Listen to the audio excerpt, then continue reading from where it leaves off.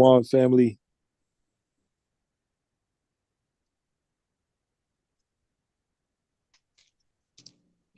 Shalom. Praise Yahweh H.O.I. Shemaiah in Shalom. the building. Come. Shalom, sis.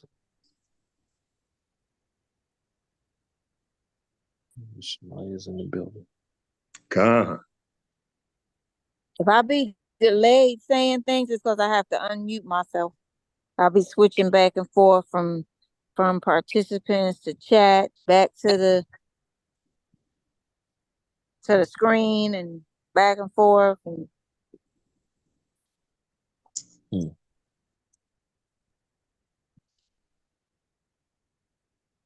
don't want to ignore nobody. I'm just take me a minute to get. Okay, come. All right, all praise Shalom, family, once again. Hope everybody had a beautiful new moon. We are back again, H.O.I. Thursday night class. Tonight we got Makab. Yeah. The hammer of God. The bringer of the rain and storm and chaos. Come. All praise. Good. I can't do the intro like Shemaiah, but I'll try. God. All praises. All praises. All praises, man. All praises to Yahweh Shem H.O.I. So you want me to start, or we give it a couple minutes? What do you want me to do? Just show I give it a couple of minutes, whatever. Give it a couple of minutes to see if more is coming in. Give it a couple more minutes. I see people are coming in. Hopefully, this message Shalom. Across Shalom. Shalom. Yahweh Shem Yashabrakatan. Yahweh Shem Yashabrakatan. Khan. All praises to the Most High. Yes, sir. Yes, sir. Yes, sir. Yes, sir. But yeah, we're going to give it a couple of more minutes, and then I'm going to start. As you see, it's the storm of chaos, man. This is a couple of fold. It's chaotic. You're seeing all the uprising, and you're seeing the storms, and obviously the wars. This whole world is in chaos right now, and we're going to celebrate because this is a sign for us. You know what I'm saying? It's a sign that our God hasn't forgotten us. Our Father hasn't forgotten us, and that He's a man of His word. He just said, "Be patient. Here are the patience of the saints." But all of these signs are letting us know that He's working for us. Just like when we were in Egypt, He sent those plagues and everything, and we didn't have to do anything to get out of it. Egypt, and this is what He's saying now. I promised your fathers, I'm going to bring you out. And that's what He's doing. So all of these signs, the world doesn't understand, but we do. You know what I'm saying? This is a sign. These signs are for us to really tighten up. You know what I'm saying? We got to tighten up, because when He comes back, he's not playing. And we have to be without spot or blemish. Otherwise, He says, I don't know you. And it's not like He's just going to walk by you and say, get out of here, I don't know you. He's got a sharp sickle in His hand, and He's going to off with your head. So we got to just be mindful. So I just hope that my message comes out tonight. I hope the Most High speaks through me to edify our people. All praises. Khan? Khan.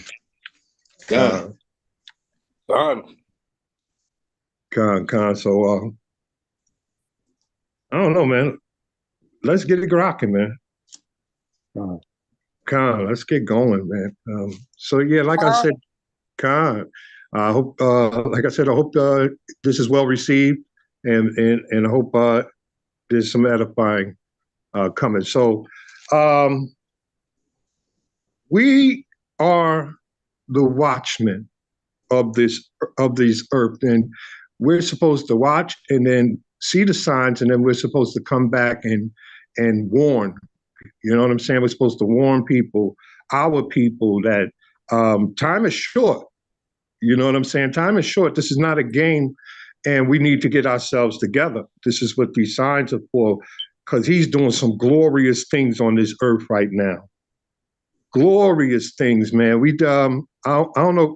Can you put up that thing I sent you and show them, Aria, with that volcano in I believe it's in Indonesia? Are you able to put that up? Because that volcano it's beautiful. It's destroying, but it's beautiful. I mean, I've never seen nothing like it. Let me know if I can put that up, King. Yeah, Shemaiah, can you let me share the screen? Yeah, you got it, King. All right, go on. Con. You talking about the Mount Wrong? The one I sent you, the last thing I sent you, where it's the volcano erupting with all that lightning. Okay, I see it. Con. Yeah, I got it. I see it. Let me share it right now. All praises. Yeah, this one is crazy.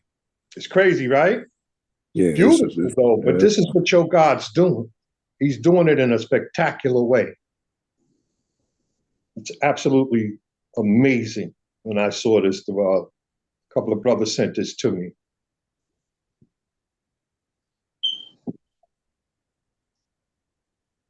Khan, do you see that volcano? Y'all, do you see the lightning going through there? Oh my goodness, look at this. Look at this. Look at that. This is what your God's doing for you. Look at the lightning. That's a volcano erupting. He's not playing.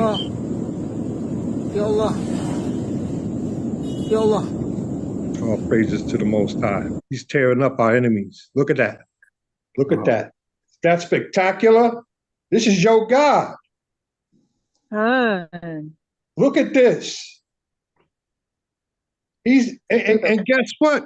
This is all for you. This is all for you because guess what? They touched us. Indonesia, Moab, they touched us. And they're about all to get praises. done. All praises to the Most High. Your God is a spectacular God. He does things on a higher level, and he does it beautifully. All praises to the Most High. I just wanted to start off with that picture to let you know. But as you know, these are part of the signs. Like I said, we're watching all these signs, and then we come back and report to our people. That's why we're out there on the highways and byways, and we're lifting up our voice like a trumpet, because this is a warning. Look at that. All praises. We're warning. You know, the Most High is warning us to get it together. We got to get it together so that we can be without spot or blemish. The closer and closer we get, you got all of these wars, rumors of wars. We're going to go through some prophecies. We got a couple of articles tonight, but I have a starting two scriptures that I love to start with. Give me John 8 and 32, Baba Kashaw. God. This is the book of John, chapter 8 and verse 32. When everybody get it, say God.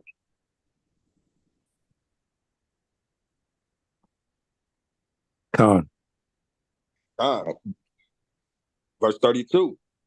And ye shall know the truth, and the truth shall make you free. So we're here to give you the truth because we're not here to lie. We have nothing to lie about. We're here to give you the unadulterated truth because we love you and we want everybody to make it. You understand? So we're not here to lie. We're here to tell the truth. Give me Amos 5 and 10, Baba Kashaw. God.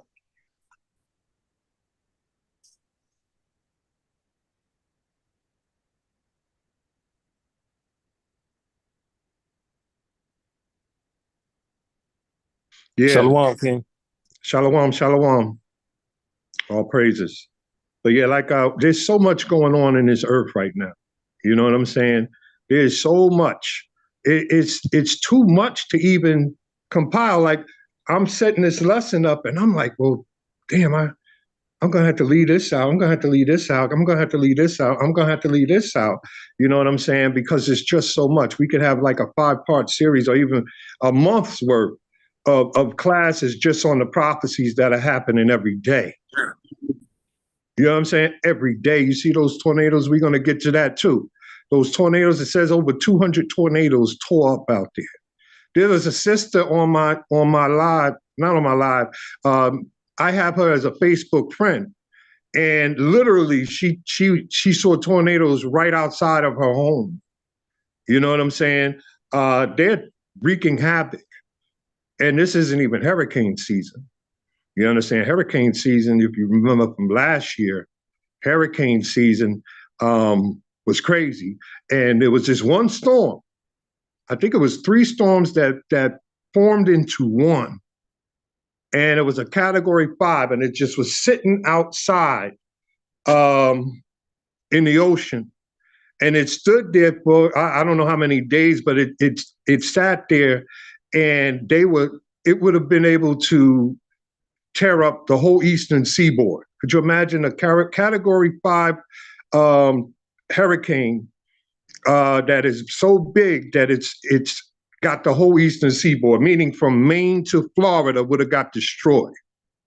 And God is sitting back and he's just saying, yo, I got it. You know what I'm saying? Like he's letting you know what's coming. You know, he's visiting the earth, like he says. Give me that Amos 5 and 10, Baba Kashar. Khan. This is the book of Amos, chapter 5 and verse 10. When everybody get it, say Khan.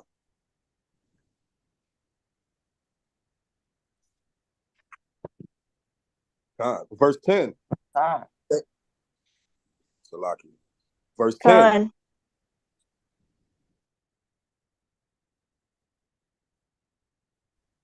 Bring it out, King. Khan. Verse 10. They hate him that rebuketh in the gates. They hate us because we rebuke in the gate. We're letting everybody know what's coming. We're letting everybody know the ways of this world is wicked. We're letting everybody know that no, homosexuality is not, God doesn't get down with that. No, you can't change your gender. You know what I'm saying? We're the only ones still out there bringing this word out and going against everything that is of this world. Read on. God. And they abhor him that speaketh uprightly. And they abhorred us because we speak uprightly. You know what I'm saying? The Most High said that there was going to be a time when men believed a lie rather than the truth. You understand? Who changed the truth? God. You know what I mean? Everything in this world right now is so wicked. I mean, you can't even let your children watch TV.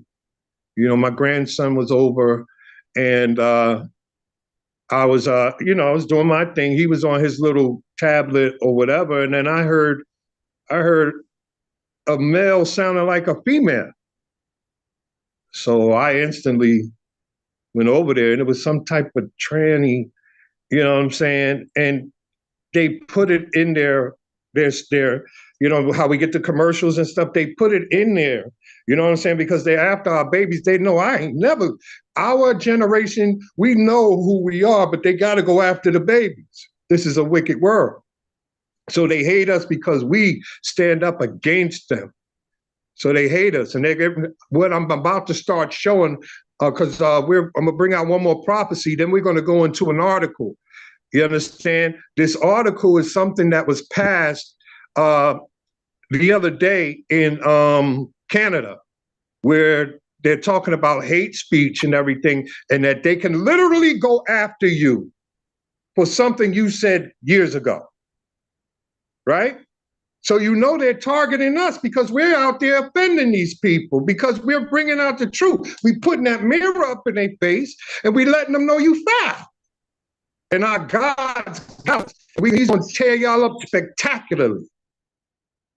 Let me get Matthew 24. Let's go 5 through 9, Baba Kashor. This is the book of Matthew, Salaki 24. Uh-huh. Salaki. The book of Matthew, chapter 24, starting at verse 5. Khan. Everybody get it? Say Khan.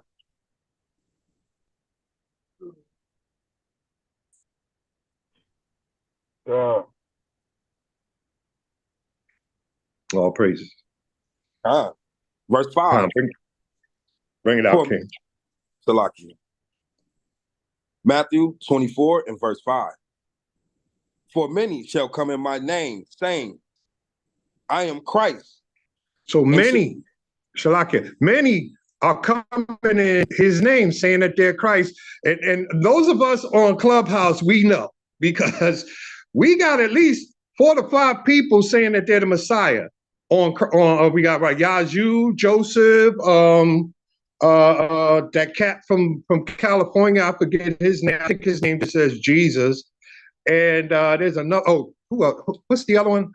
Any rate, there's a few out there already saying that they're Christ. It was hilarious, y'all. We had a room a couple of years ago, and it was called the Battle of the Crisis because we had Joseph and Yazoo going head at each other, and this is the two Christs, and they're fighting each other. But this is the madness that is going on in our world today. Read on. Khan, and shall deceive many. Mm-hmm. Verse 6. Come on. And ye shall hear of wars and rumors of wars. So ye shall hear of wars and rumors of wars. You see, Russia every day is threatening America. They're already over there at war with the Ukraine. You got China right behind them, and they're threatening that island right there. What is that? Taiwan? Not Taiwan. What's the name of that island? Is it Taiwan? Somebody tell me. Yeah, Taiwan. They're threatening to take that back, and the United States is over there. Then, of course, you got Israel and the Palestinians with Iran and all of that over there. So there's a lot of wars and rumors of wars going on right now. Read on. Khan, see that ye be not troubled. See that ye be not troubled. Come on. For all things must come to pass. All of this must come to pass. We should be rejoicing because that's our God telling us that he ain't forgot us, that he's coming. All that war is for you. Read. But the end is not yet. But there's some more stuff coming. The end is not yet. Come on. Verse 7. For nation shall rise against nation. So nation is rising against nations. Come on. And kingdom against kingdom. And the kingdoms against kingdom. We're seeing that happening now. Come on. And there shall be famine and pestilence. Uh-huh. And earthquake. Uh-huh. In divers places. Okay, so famine, my brother drives trucks and he used to do produce and everything. He's saying how there's not a lot of food out there. They're not saying stuff, but the truckers are telling us. You know what I'm saying? Then you got Bill Gates. What is he doing? Buying up farmland. What's this dude want to do with farmland? I thought he was an IT dude. You know what I mean? No, they want us to die. So they're pulling back the food now. You think it's chaotic now? Wait till you see hungry men and women out there in the street trying to feed their babies. Read on. Oh, Shalakia. And of course, the earthquakes. The earthquakes are everywhere. I mean, we just experienced one here in Jersey. It wasn't a major big one, but I felt it. It shook, and it was a 4 or 5 point something, but that's a diverse place. And then, of course, the bigger earthquakes that are happening over in Japan and everywhere where he's giving them 7 point somethings and he's tearing their butt up. But that's the Most High God. Come on. Verse 8. All these are the beginning of sorrows. This is just the beginning of sorrows, y'all. This is why we got to encourage each other. We got to put aside all the small things. This is the beginning of sorrows. Famine, all of that's coming, man. The Most High is not a God, not a man that he shall lie. And everything that I see coming to forth and coming to pass in these past 5 years since I've been in HOI it's amazing. And it's like the Bible is just jumping at the pages of jumping out. You know what I'm saying? It's amazing, man. Read on. Time, verse 9. Then shall they deliver you up to be afflicted. Uh-huh. This is coming. They're going to deliver us to be afflicted. Some of us are going to die. Some of us are going to give up the ghost. Some of us are going to be locked up. You know, this is not a game.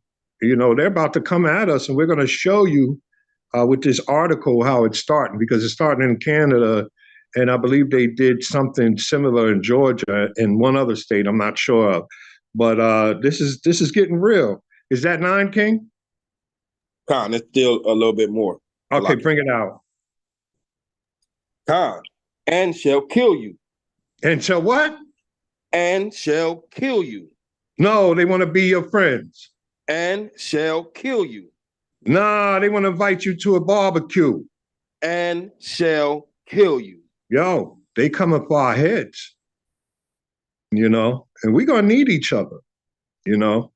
So we got to get it together, Israel. The signs are here. They're here. This is ridiculous. I mean, not ridiculous, but it's crazy. It's cool. You know what I'm saying? How many signs are coming every day? Every day. Every day. There's new signs. Is that it on that? Khan, it's a little bit more. Salaki. All right, bring it all out, King. And ye shall be hated of all nations for and my name's sake. For his name's sake. We shall be hated of all nations for his name's sake. Can you get that first article, brother? I want to go through that first article. The one about Canada and what they just passed. Okay. You know, because this is the beginning, right? They've been setting up cases on us for a long time. We know that. We know half of our pictures are all over the walls of the FBI or whatever, but when they do come and they see that we're doing nothing but the Bible, so now they have to attack the Bible. They have to make the Bible illegal. You understand? They have to make it illegal so that they can have something to come and get us on. Do you see what I'm saying? So there's, if you've noticed, there's been a war on the Bible for the past few years. California tried to ban it. There's a couple other places, and they're starting to call it hate speech, and they're protecting the homosexuals and everything. I remember a few years ago, I heard or I read a story about in Texas. The pastors, they were saying like they have to be approved. Their sermons have to be approved. You know what I mean? Because they didn't want them up there speaking about the homosexuals and everything. This stuff is real, man. See, they're coming after our God. You know, they're coming after our word. You know what I mean? So that they can have a way to get us. Khan? Khan. You ready on that article, brother? Khan. All praises. Bring it out, King. Okay, all praises. This is the People's Voice. This article was published May 6th, 2024. Canada to imprison anyone who has ever posted hate speech online. Okay, and it says, the Trudeau regime has introduced an Orwellian new law called the Online Harms Bill, C-63, which will give police the power to retroactively search the internet for hate speech, violations, and arrest offenders, even if the offense occurred before the law existed. This new bill is aimed at safeguarding the masses from so-called hate speech. Revolver.news reports. The real shocker in this bill is the alarming retroactive aspect. Essentially, whatever you've said in the past can now be weaponized against you by today's draconian standards. Historian Dr. Muriel Blave has weighed in. Are we going to make comments after everything is read or while it's being read, Makab?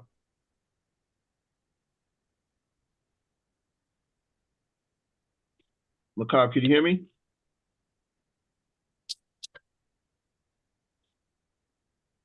Is he on mute? I'm not sure. I don't actually know.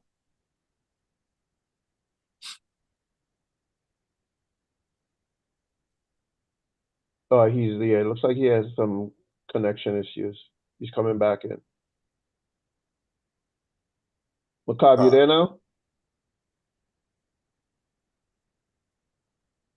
Makab, you're muted, King.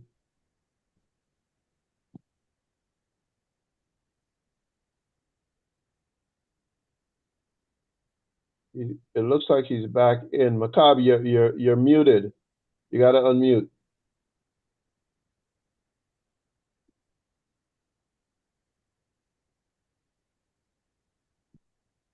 There you Okay, go. damn, I couldn't even get it off mute. Was that my end? Yeah, it seems like you're having some connection issues.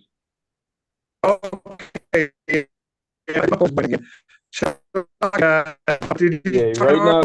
right now you're in the matrix. Wow. The devil is a lie. Yeah, right now you're a little bit in the matrix. They All right, try try to again. put him in the quiet storm, Mark. I don't want this to go out. They want this word to go out. My bars are full over here. Con, you're coming through better now. It's still a little choppy on my. Yeah, it's still a little choppy on my end. Okay. Is that the same for everybody else? Is he coming in choppy on your side, Aria? Just a little. Yeah, I don't know what to do. My Oh, it bars sounds are good. full. Okay, You're good right there. Okay, cool. All praises. Hey, I don't know what's going on. My bars are full. Yeah, you sound good now. So, Yeah, you sound better all now. praises. Okay, so All what I was praises. saying is, are you gonna take comments while the article is being read, or after the article is read? After the article, I wanted to fully get through, and Okay, then Con. if there are comments, we can deal with it then. All Okay, praises. so you had cut off a little bit, so you were hearing the article, and then it seems like you went off. Yeah, I didn't. All I said was I saw Ariel share it, and that was it. You know what I mean? So I didn't even hear the article start. To be honest with you. You want him to go over it again? Yeah, can you start over? Could everybody else hear it? Start we over. were hearing. Yeah. Go ahead. Okay. Start over again, King. Okay, so I'm gonna start at the top. This is the People's Voice. This article was published May 6, 2024. And it reads, Canada to imprison anyone who has ever posted hate speech online. The Trudeau regime has introduced a Orwellian new law called the Online Harms Bill, C-63, which will give police the power to retroactively search the internet for hate speech, violations, and arrest offenders, even if the offense occurred before the law existed. You see that right there? You know, even before, so they can go on your Facebook page and deem something that you posted and can come and mess with you. Thrown in prison for my name's sake. That's what this is about right here. This is what they're doing. They're building this thing up, and this is why I'm bringing this article out, because the Euphrates River dried up. Now we see an Armageddon coming, and the scripture, all the earthquakes and everything, the wars, the rumors of wars. Now what's next? Persecution. Come on. This new bill is aimed at safeguarding the masses from so-called hate speech. Revolver.news reports, the real shocker in this bill is that the alarming retroactive aspect, essentially, whatever you said in the past can now be weaponized against you by today. You see that? I'm bringing that up again because they're reiterating. And I saw Sister Pretty. Yeah, that's Canada, but it's going to come here next.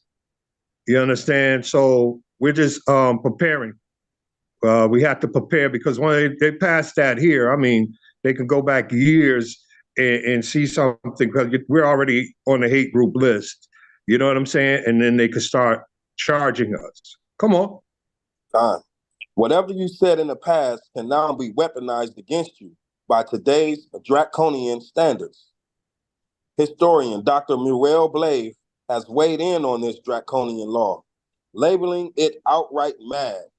She points out how it literally spits in the face of all Western legal traditions, especially the one about only being punished if you infringe on a law that was valid at the time of committing a crime. The Canadian law proposal is Salakia. So she just doubled down on what she's saying. I don't know if you want me to read this, Makab. Read a little bit more, and then we could take, I guess, some comments or whatever. Go ahead. The Canadian law proposal is outright mad. It is retroactive, which goes against all our Western legal tradition, according to which you can be punished only if you infringed a law that was valid at the time when you committed a crime. And it isn't just stuff you've posted.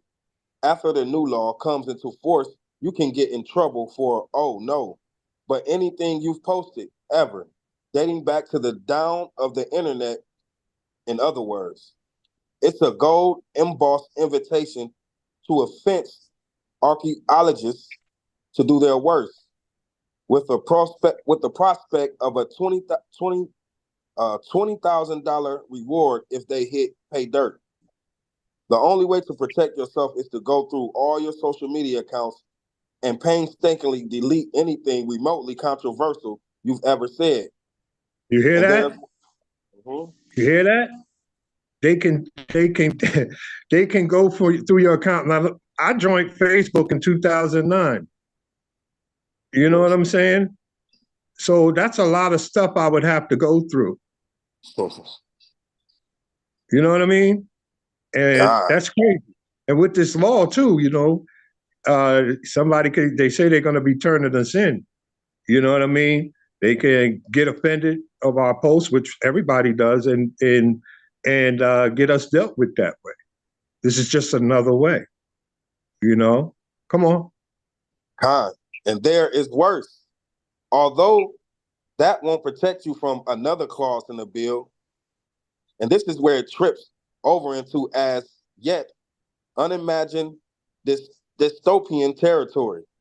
If the courts believe you are likely to commit a hate crime or disseminate hate propaganda, not defined, you can be placed under house arrest and your ability to communicate with others restricted. That is. You see that? You see that? You know what I mean? So, I mean, we're already on the hate list. You know, so everything that we say is offensive. It offends. And we were protected under what? You know, the so-called Constitution, First Amendment rights. But now they're starting to take things away. And remember, this is really targeted. But you got any comments? You can stop reading that. Anybody got any comments on that article?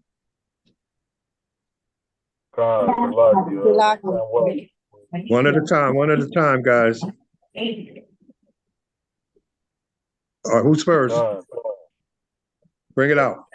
It's Sean Waller, Makab. Shalom, Yabashim Yashabakatam.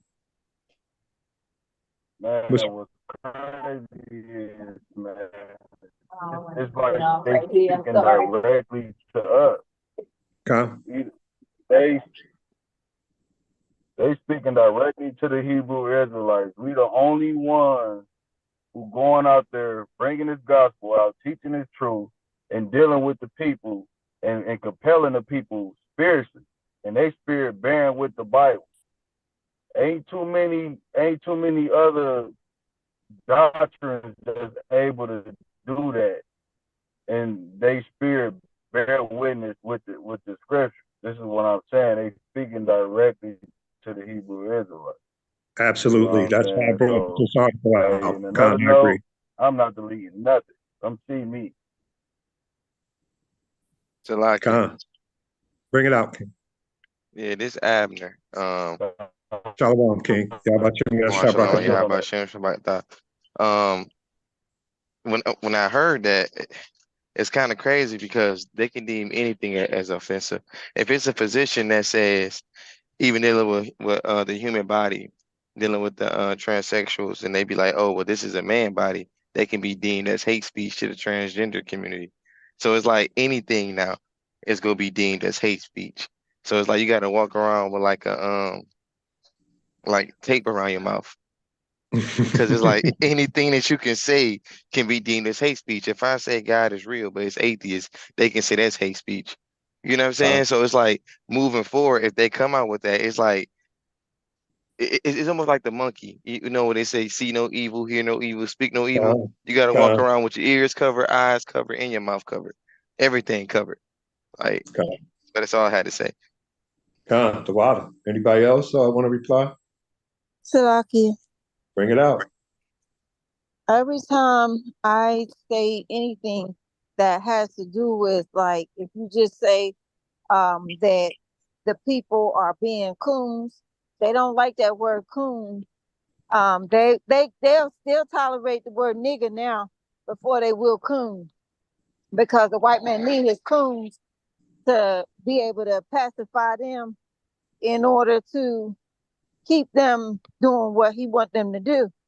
But if I put any kind of post with anything that's like that they consider to be offensive, they'll send me a notification that says this may go against our community guidelines, and then they'll actually have like a choice: post it anyway, ignore it, or delete the post. I always say post it anyway, but I feel like they're setting us up, because if you post it anyway, then later on they intend to go back and get it and use it against you. Because if it's that bad, then why would they first ask you, why would they ask you, do you want to post it or not? If it's that bad, then they shouldn't be able to post it. You shouldn't be able to. Gone.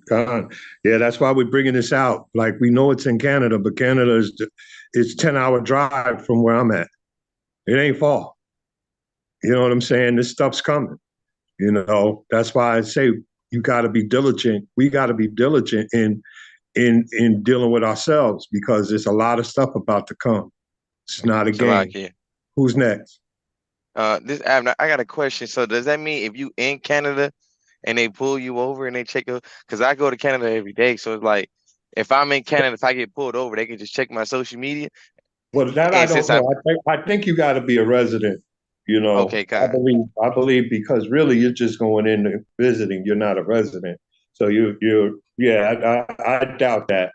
But just know that it's, like I said, Canada does something or the U.S. does something, Canada does it, vice versa. You know what I mean? So I remember when Canada, I think they were the first to deal with the gay marriage. Then you started getting it legal down here, or vice versa, whatever. This is how it works. You know what I mean? So we watching and we seeing these things and we're warning you. You know what's coming. You know what I'm saying, Khan? Anybody else got something to say? That's it? Yeah, King. This is, it's definitely a sign of the times.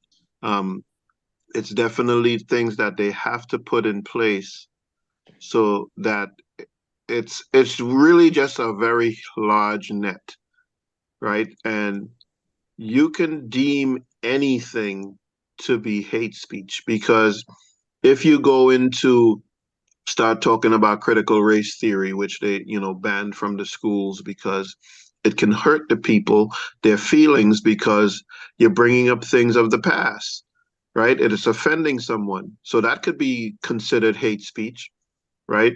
You talk about things homosexual, that's considered hate speech. You talk about, again, anything LGBTQ and that type of community, that's deemed hate speech. You talk about cruelty to animals. That's hate speech. You talk about things about racism. that's hate speech. You talk about politics and politicians, that's hate speech. You talk about ethnic groups, right? Columbus didn't discover America, you know, that could be considered hate speech. So this is really just a huge wide net that's going to trap anyone they want to trap, right? Anything. And the fact that you could be charged with something that you said before the law was in place, that is even greater of a net to trap people. You're in the box. Whether you think you're not in the box and you think you've never said anything online, right? If, and let's say when they bring that law internationally, everybody's already in the box. There's nothing that you have ever said that didn't offend somebody, that didn't hurt somebody's feelings, right? We were all teenagers. We laughed at the girl with the big head. We laughed at the boy with the funny voice. We've said things and we have done things as children, right? That's how kids are, right? That's how young people are. So everyone is in that box, whether they know it or not, because the fact that they can go back and they're not saying, well, it's going to go back a year from now before. They can go back and look at your history.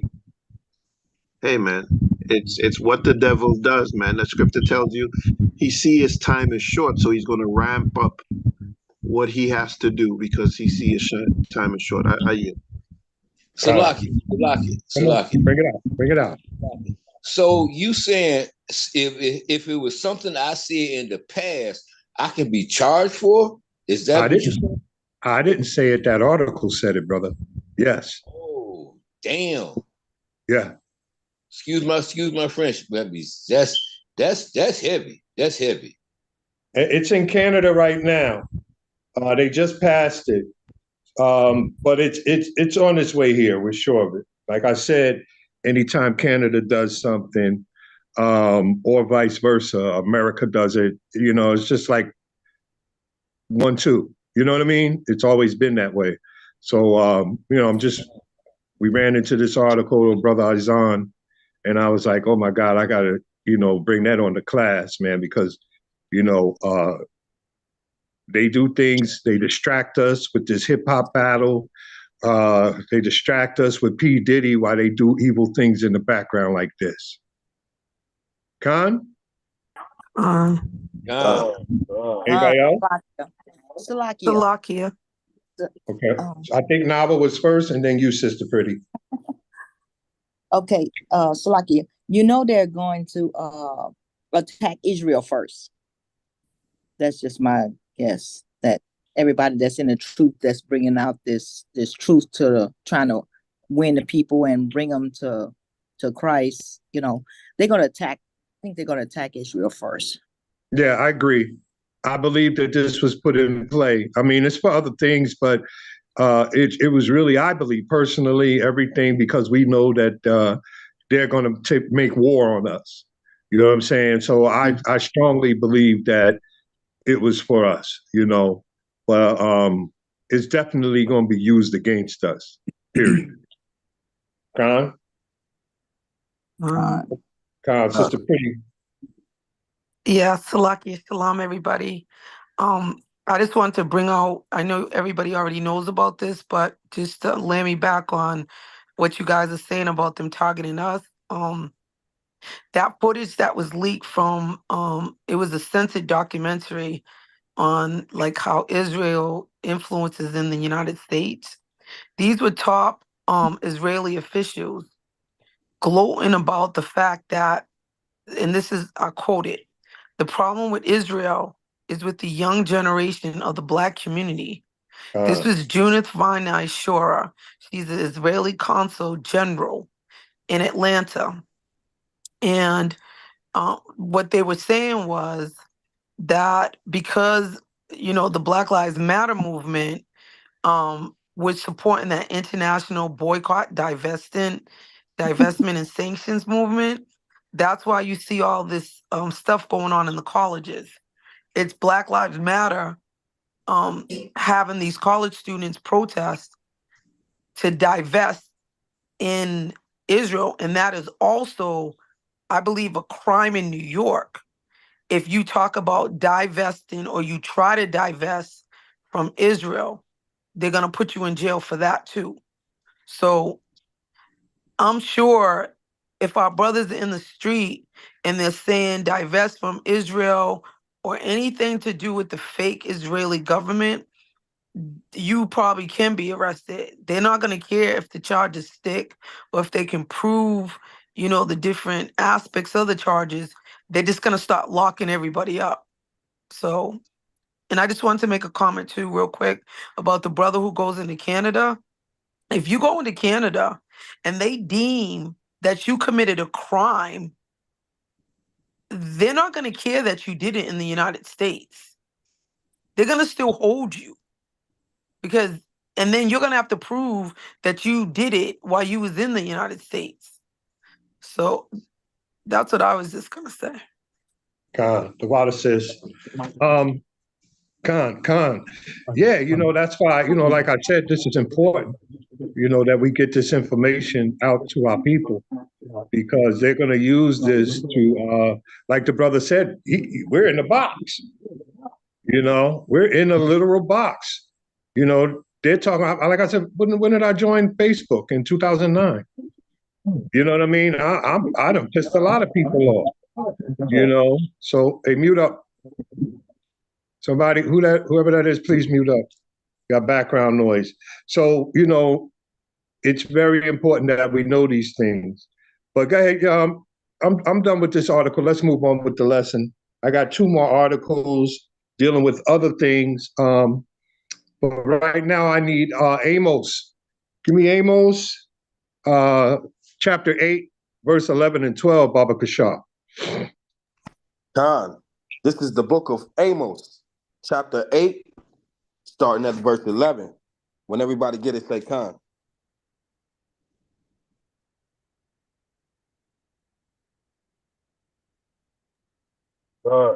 Khan. All praises.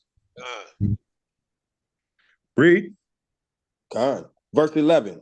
Behold, the days coming, saith Yahweh, that I will send famine in the land. Not a famine of bread, nor of thirst for water, but of hearing the word of Yahweh. So this is going to be huge. You know what I'm saying? Because they are already coming after the word. So this is something, another mechanism that they can use. We share the word all day long over the internet. We do things like this and everything. This can shut everything down. You know what I'm saying? Even these classes here. You know what I mean? You just don't know. Definitely YouTube, all of that.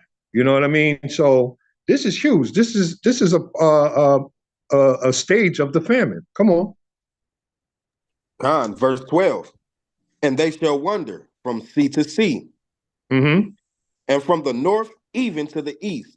So from sea to sea, from the north to the east, come on. They shall run, Salakia. They shall run to and fro this Salakia. They shall run to and fro to seek the word of Yahweh, and shall not find it. There's going to be a time where they're going to be seeking the word. They're going to be looking for us. But Most High shut the door on that. Is that it on that, King? Khan. Revelation 10, we got to be faithful. You understand? This is why we need to fast. I'm not, when I'm speaking for myself as well, because we have a Wednesday fast for H.O.I.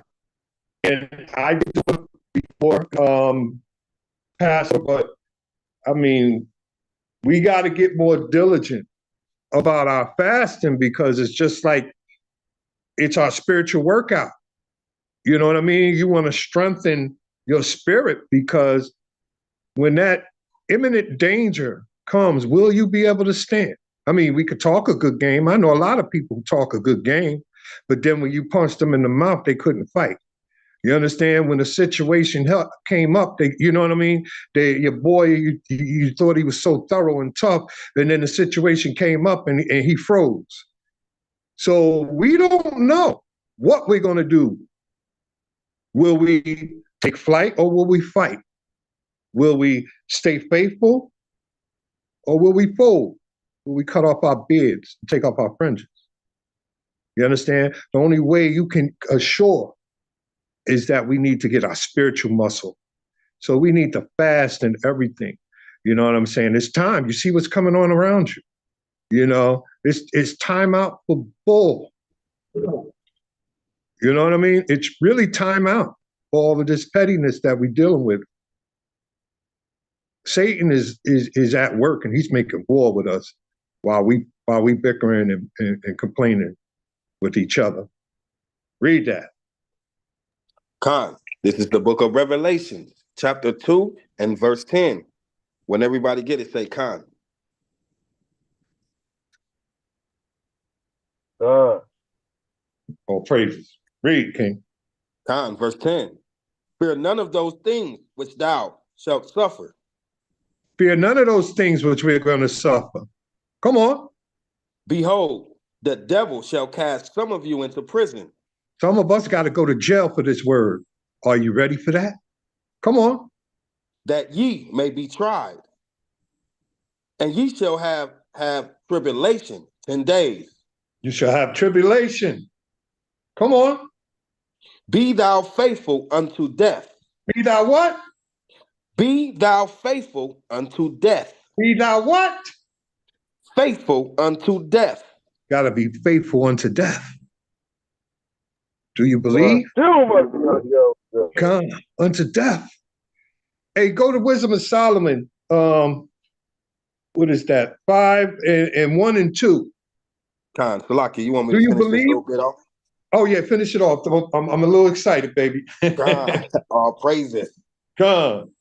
Be thou faithful unto death, and I will give thee a crown of life. And he will give us the crown of life. That's right. This is for everything.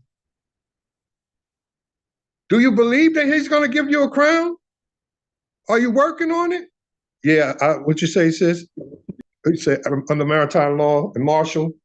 You see they brought the soldiers into or they, I don't know if they do it yet down in the Memphis. They brought the National Guard or they bring it. I know they were talking about it. I'm not sure if they did bring them, but that's definitely dealing with the martial law. They're setting it up. Oh, these niggas are too crazy. These niggas we got to bring guns down there. We gotta, you know what I mean? And they're setting that up for the stage of martial law. Give me that Wisdom of Solomon 5 and 1, Baba Kashar. Do you believe he's coming? Will you die for this? Come on.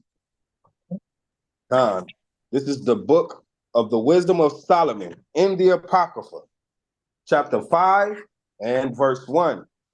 When everybody get it, say Khan. Khan, let's go. Khan, verse 1.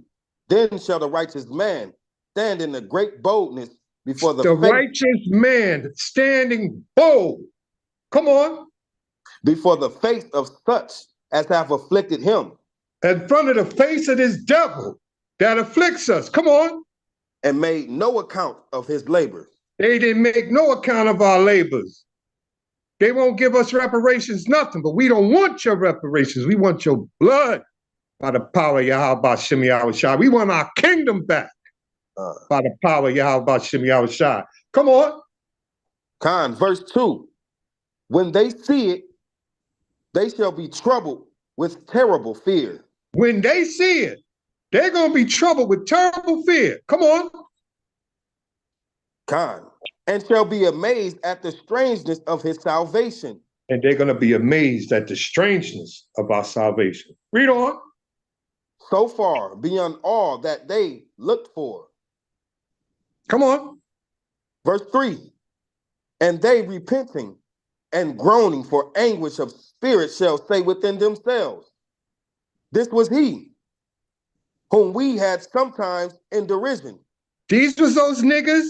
This is God's people. These niggas, these spicks, these chantos. These were them that we did that to. Come on. And a proverb of reproach. And they called us nothing. They didn't call us Issachar. They didn't call us Judah. They called us niggas and spicks. They didn't call us Benjamin. Proverbs. Come on. We fools accounted his life madness. Uh-huh. And his end to be without honor. And our end to be without honor. Come on. Verse 5. How is it he numbered among the children of God, of Yahweh, Salakia? And his lot is among the saints. Uh-huh. How is it these niggas are lots among the saints? They know they messed up. But do you believe? That's the question. Where you gonna be if the FBI knock at your door? Are you gonna be strong enough? Do you believe your God's coming back for you? Because all of these signs, that's what it's about. It's about to happen. You finished on that one? Bring it out. Khan. Bring it out, King. Khan. Verse 6.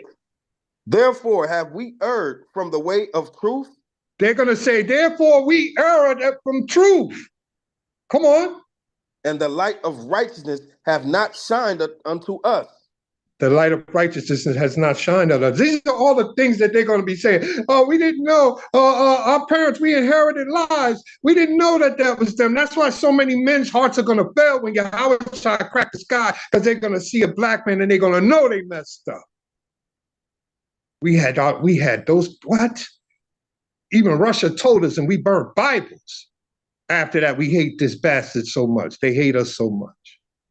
But are we going to be ready? Or do we believe? Do you believe this? Give me Luck. Come on. Come on. Can we bring out verse 4 one more time and iterate it, because we got some new ears around. All right, bring it out. Khan, this is the wisdom of Solomon in the Apocrypha, chapter 5, starting at verse 4. We fools accounted his life madness. We fools. They're saying that to themselves. We fools accounted his life madness. Come on. And his end to be without honor. And they said our end was going to be without honor. Come on. Khan, verse 5. That's it. That's all he wanted. That's all he wanted, right? That's it. Khan. Now, get Khan. You want to say something about that? No, Khan. It's just basically letting them know that we are planning to be dismayed during these tribulations. So we about to show them. Now, I just wanted that to be heard, because that is the plan. That is their profit, for us to be destroyed without honor. They're gonna figure out during the rest of this trial period. I'm gonna call this a trial period for new ears who don't know the outcome of the Israelites, the promise and the glory that we are promised. You know what I'm talking about? Khan, the water. All praises to the Most High. All right, give me let's get the second Ezra. Let's see if we ready for this. Second Ezra 15, start at 70, Baba Kashar, because this is about to happen, baby. They coming after us. Come on. Somebody says Salakia. Yeah, I told her to come on. Khan, can you bring out a precept before that? Esther 3, 8 and 9. Baba Kashar. Can somebody read that for the sister?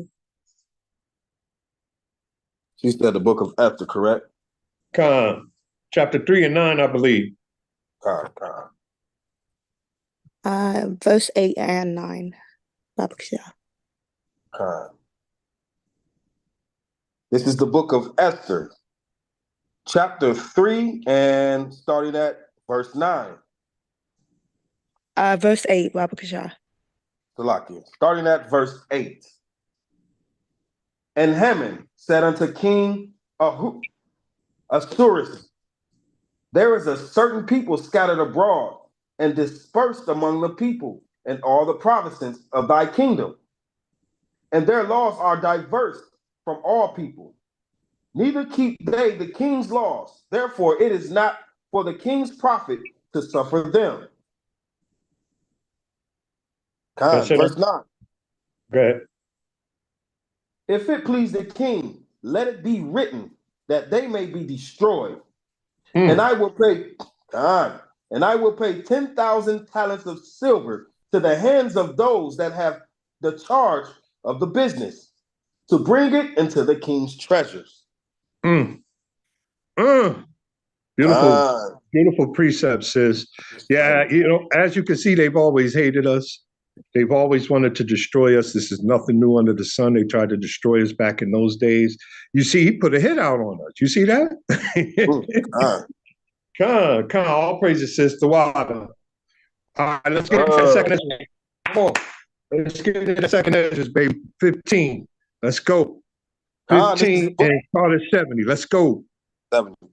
This is the book of second Ezra in the Apocrypha, chapter 15, starting at verse Salaki. You said 7? 7 Salaki. 15 and 7. Therefore, Salaki, you breaking up, Makab.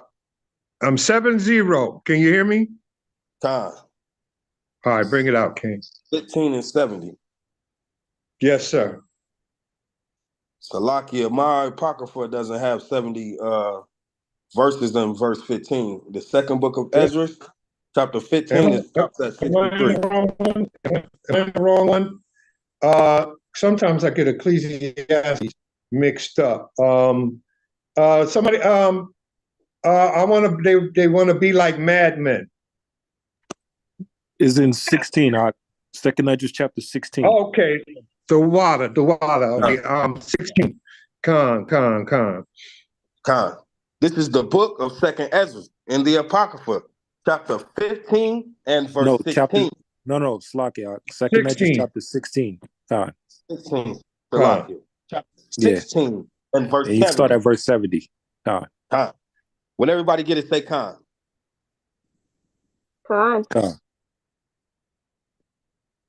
Verse 70. For there shall be in every place and in the next cities a great insurrection upon those that fear Yahweh. So there's going to be a great insurrection on us. We're the law keepers. We fear Yahweh. Come on. Verse 71. They shall be like mad men. They shall be like what? Mad men. Come on. Sparing none. Sparing none. They're going to be like madmen, sparing none. This is why we need to be spiritually strong. You understand? Because this day is going to be serious. Come on. But still spoiling and destroying those that fear Yahweh. They're going after us. Read that again. They're going to do what? But still spoiling and destroying those that fear Yahweh. They're going to be spoiling and destroying us. Come on. Verse 72. For they shall waste and take away their goods. They're going to take away our goods. So everybody worried about money? Yo, they coming to get all of that in that day. Come on. And cast them out of their houses. They're going to kick us out of our own houses. Are we ready for this? Come on. Verse 73. Then shall they be known. Who are my chosen? And they shall be tried as gold in fire. See, then they going to know who we are. You understand? He's saying, yo, I'm gonna handle some business once they start touching. You see, when you go into the book of what's my girl in the Apocrypha?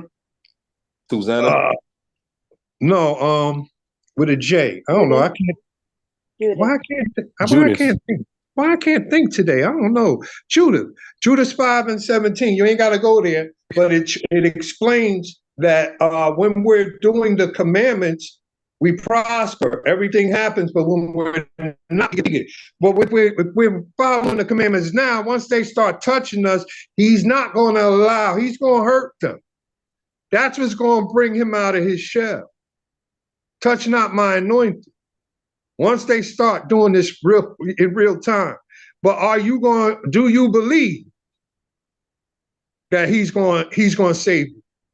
Do you believe? Read on. Con, verse 74. Hear, O ye my beloved, saith Yahweh. Behold, the days of trouble are at hand. Behold, the days of trouble are at hand. Come on. But I will deliver you from the same. He will what? Deliver you from the same. He will what? Deliver you. God. Do you believe it? Do you believe? Crazy. Come on. Verse 75. Be ye not afraid, neither doubt. Be ye not afraid or doubt. Come on. For Yahweh is your guide. For Yahweh, Bahashem, Yahweh Shai is our God. Hashem Mashiach Yahweh Shai. Any more meat on that? Any more meat on that? No. Con. All right, so go ahead. Let me get Matthew's 7, 21 and 22. Baba Kashaw. Con, this is the book of Matthew, chapter 7 and verse 21. When everybody get it, say con.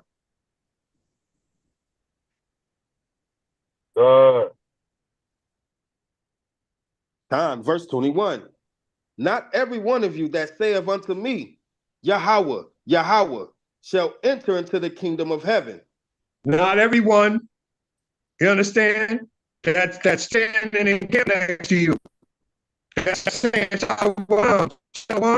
not every one of them is coming. Do you believe? Are you doing what the Most High said to do? Are you following the commandments?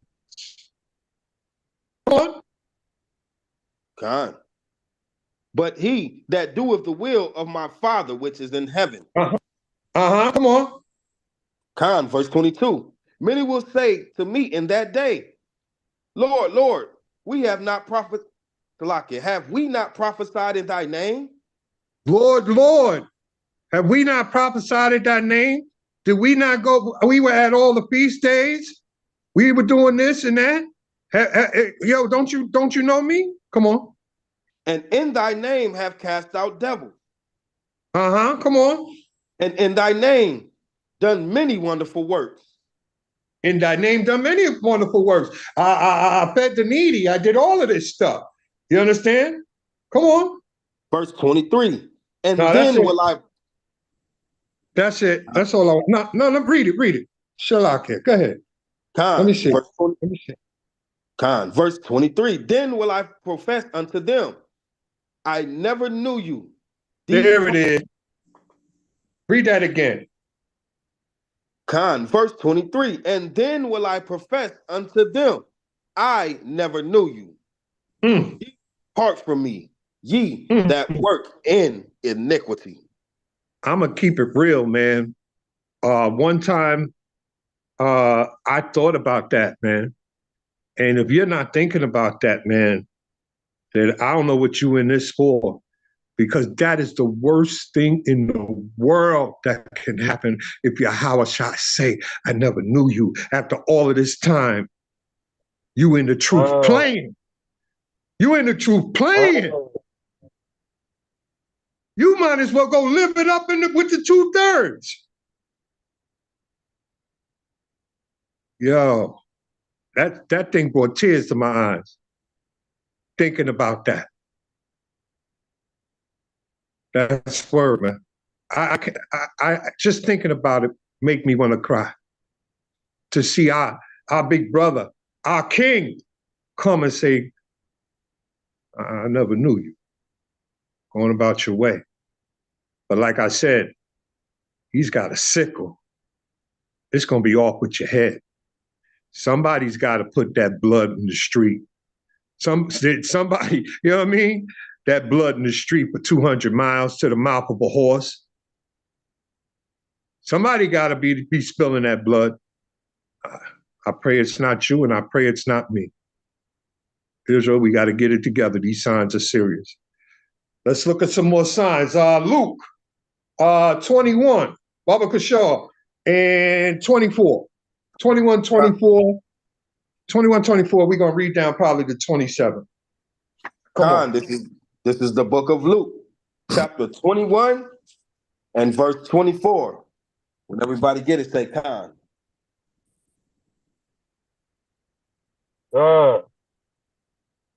Khan, verse 24. And they shall fall by the edge of the sword. And we fell by the edge of the sword. Come on. And shall be led away captive into all nations. So that happened. You know what I'm saying? This part of the prophecy happened in 70 AD. We were led into, we were kicked out of Jerusalem, fell by the sword, Shalakia. And then what happened? Went to the west coast of Africa, went into the sub-Saharan, and we got sent into all nations via slavery. So this prophecy happened. Come on. And Jerusalem shall be trodden down of the Gentiles until the times of the Gentiles be fulfilled. So our brother Raphael right there and his wife, you know, Raphael got a picture going over into the city where you can see that our city is trodden down by these heathens. Horrible. It's horrible. They got the gay parade there, the biggest gay parade. And they're the people. These heathens are in our land, destroying it, defiling it. Mm-hmm. So this is a part of the prophecy that's happening now. Come on. Khan, verse 25. And there shall be signs in the sun. There shall be signs in the sun. We just had a big eclipse. Come on. And in the moon. And in the moon. We had an eclipse before. We had a moon eclipse. Then we had the sun eclipse. Come on. And in the stars. And in stars. Come on. And upon the earth, distress of nations. You see everybody distressed right now. You understand? This is prophecy happening right now. Everybody's distressed. Come on.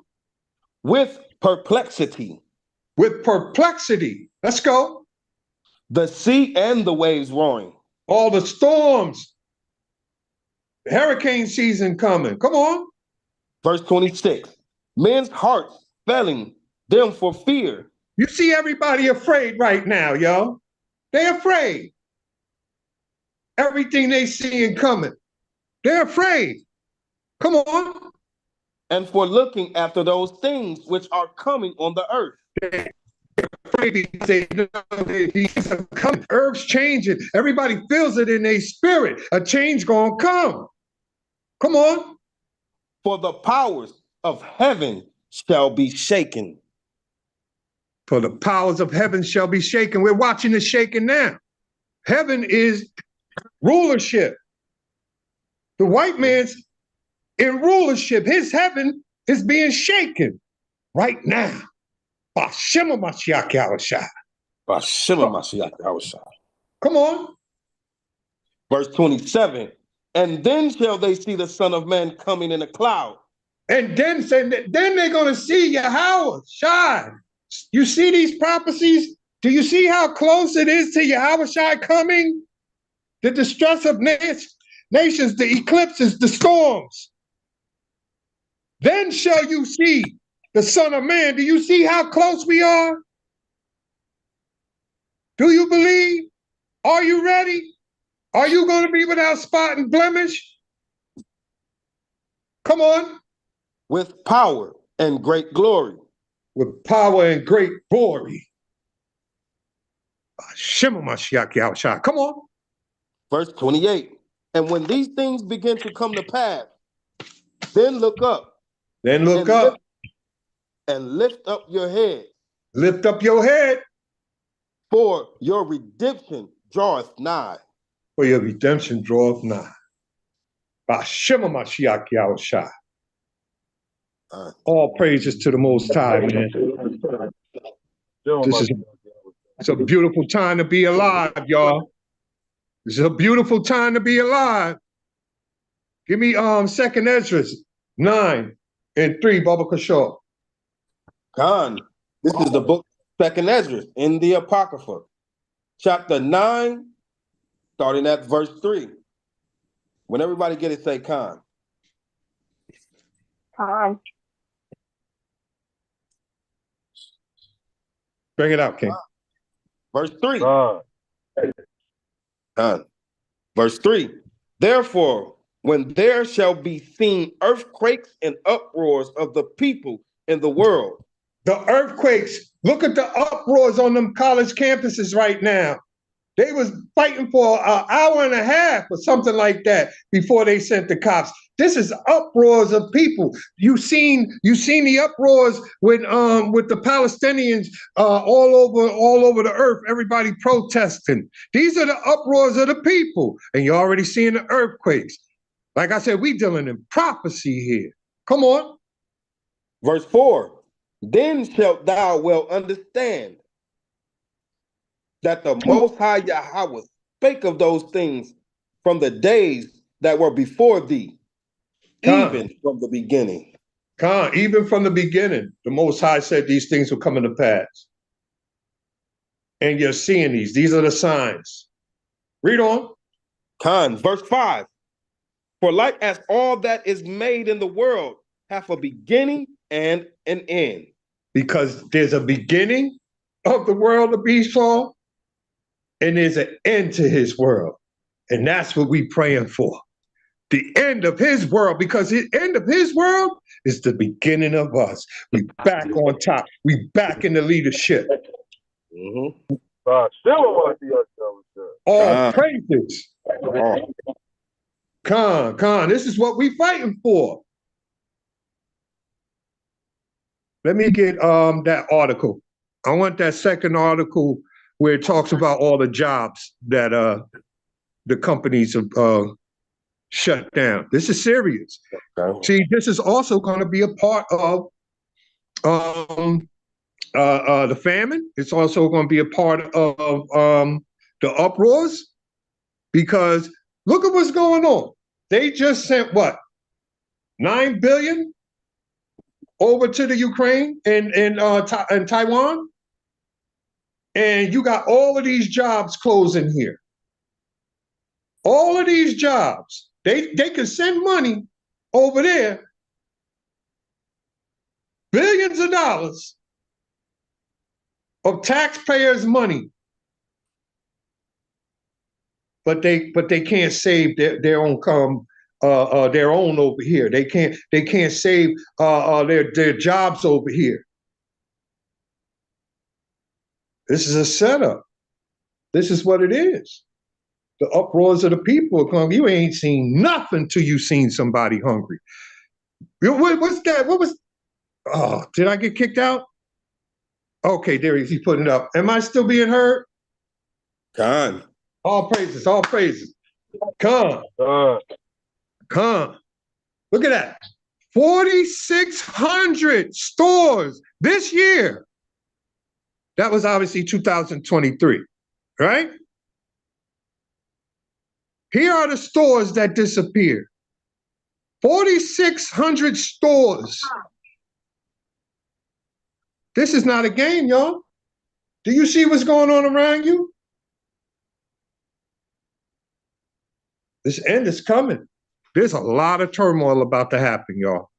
It's a lot of turmoil. You ain't seen nothing. You remember that Snicker, the Snicker commercial? Anybody remember that little Snicker commercial, man, where they say where they're crabby and everything? Here, eat a Snicker. Well, imagine what it's gonna be like on the streets when there ain't no food. You ain't seen nothing yet. Are you ready? Do you believe your God is gonna save you? Because wisdom is the stability, not money, not anything else. Wisdom of this word, wisdom of these prophecies, wisdom of our God. and we're going to deal with the money as well. All right, brother. Read. Somebody says Salakia. Yeah, Salakia. And that's a lot of people is about to learn, man. In these days, you know, a lot of people relying on money and worldly resources. They about to learn that what's about to happen is all planned, it's all ordained by the Most High. You know what I'm saying? And the spirit of a lot of people is about to fall short because they are so caught up in profitable benefits that they not understanding that all this is prophecy. Your spirit being caught up in the world is prophecy. Everything is falling into place. Wow, shit on my shit out there, man. Come a lot. So understand, everything we going through, we standing on business, man. We gonna get out here, teach this word. We gonna do what we gotta do still, man. Hey, man, this got my spirit excited. I'm ready to go through these tribulations, man. For real.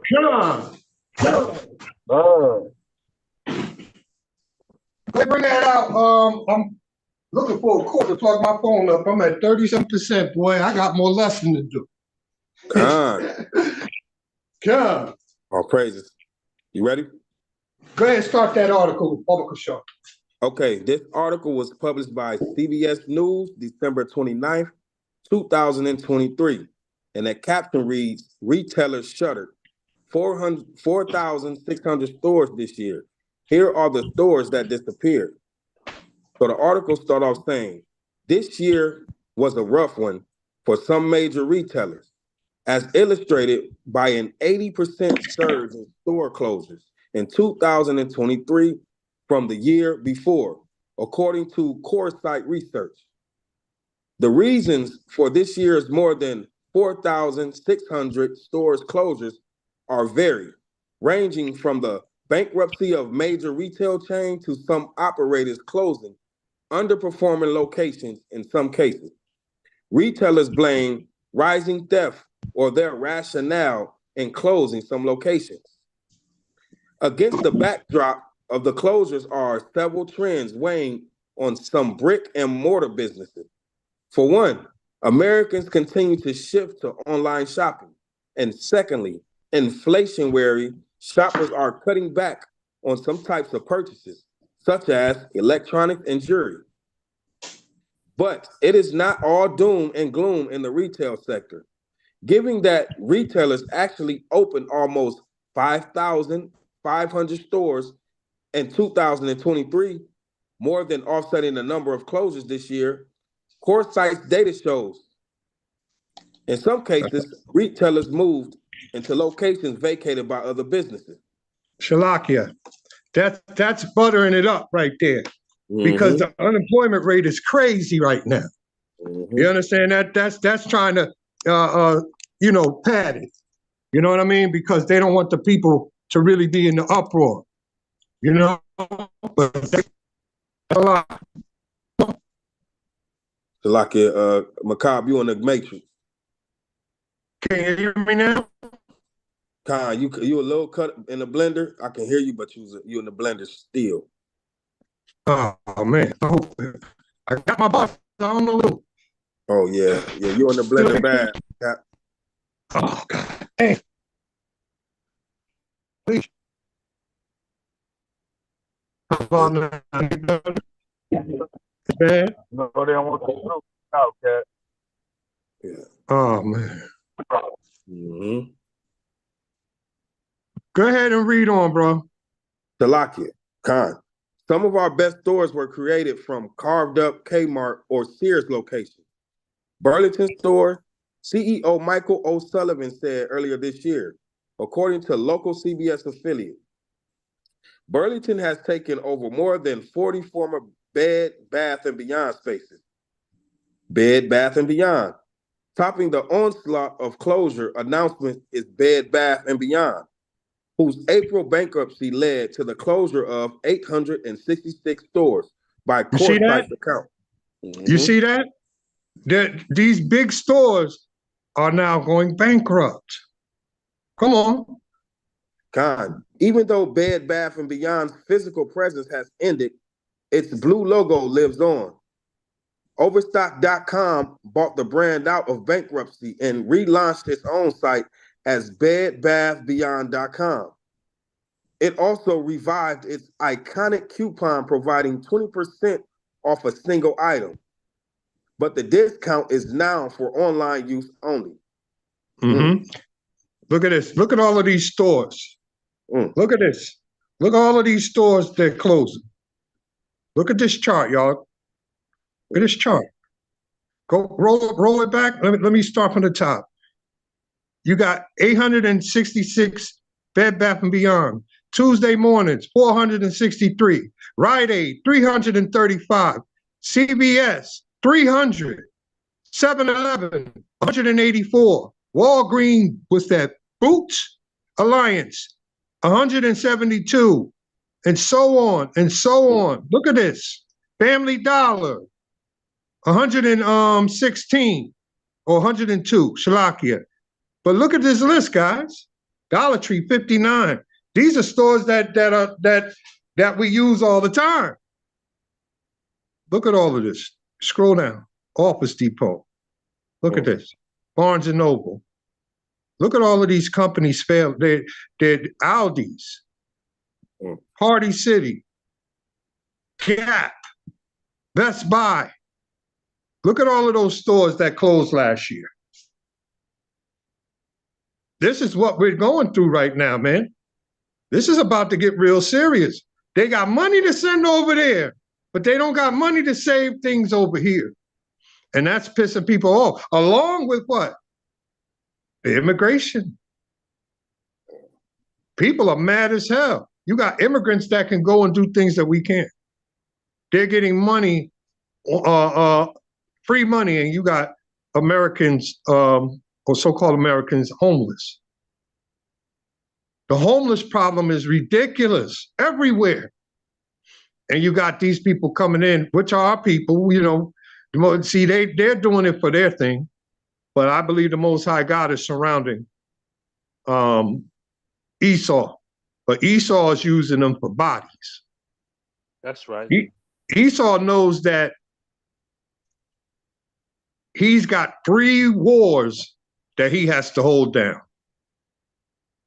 You got your boy in South Korea. You got China. You got Russia looming. And you got what's going on in Israel. So they need bodies. Why do you think they're bringing them over here and saying, hey, you can have citizenship if you join the armed forces? But see, he doesn't understand when Judah finally roars, our people going to wake up. And it's going to be a problem. Read on. Bring it out. Rite Aid accounts for 335 of the year's store closure announcements, an uptick from the chain shuttering of 158 stores in 2022. The pharmacy chain, which filed for bankruptcy in October, plans to close more of its 2,100 pharmacies in the face of failing sales and opioid-related lawsuits. You see this? Rite Aid, y'all. Rite Aid. Come on. Nearly 100 of this year's closures involve David's Bridal. The wedding gown retailer filed for bankruptcy in April, but continues to run as many as 195 stores. By the end of this summer, more than 80 Christmas tree shops had closed after the New England retailer filed for bankruptcy in May. You hear that? The chain had... You hear that again? Bankruptcy. These big companies. Come on. The chain had tried rebranding as CTS in 2022, as people outside of New England mistakenly thought it only sold trees. Further down the list is Party City, with shuttered 31 shops this year and emerged from bankruptcy protection in September, vowing to keep the bulk of its 800 stores nationwide running. Come on. Dollar Tree, Dollar Tree closing stores and opening them.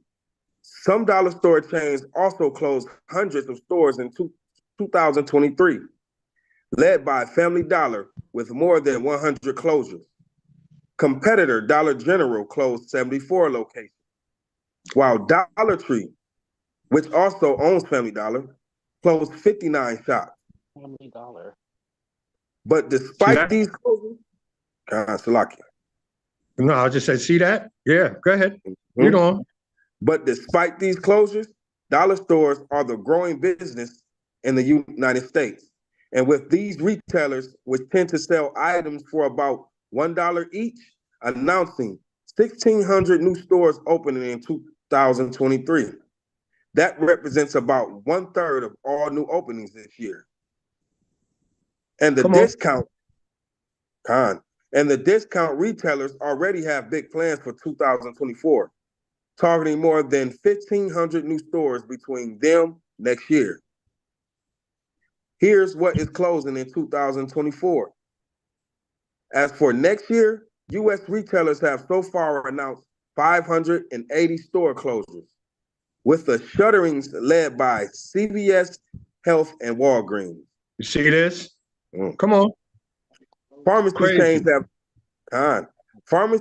have struggling in the face.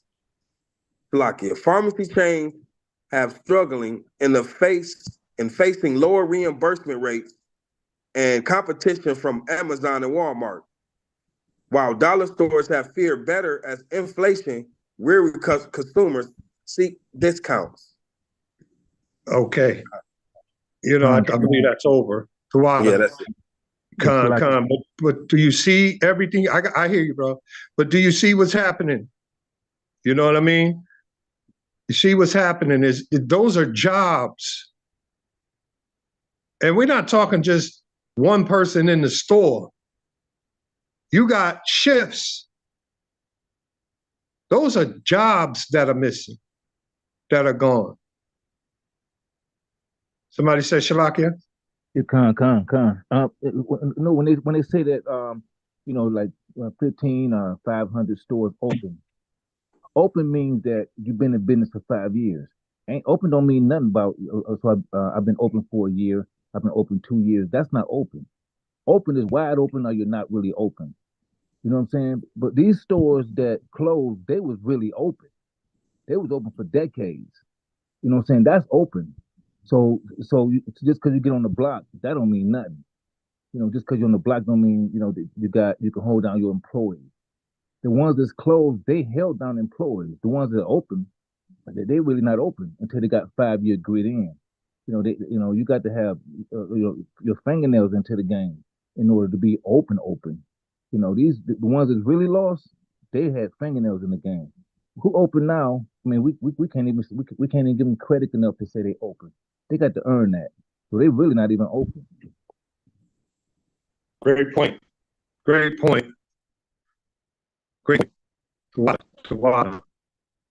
Okay, we're going to continue on.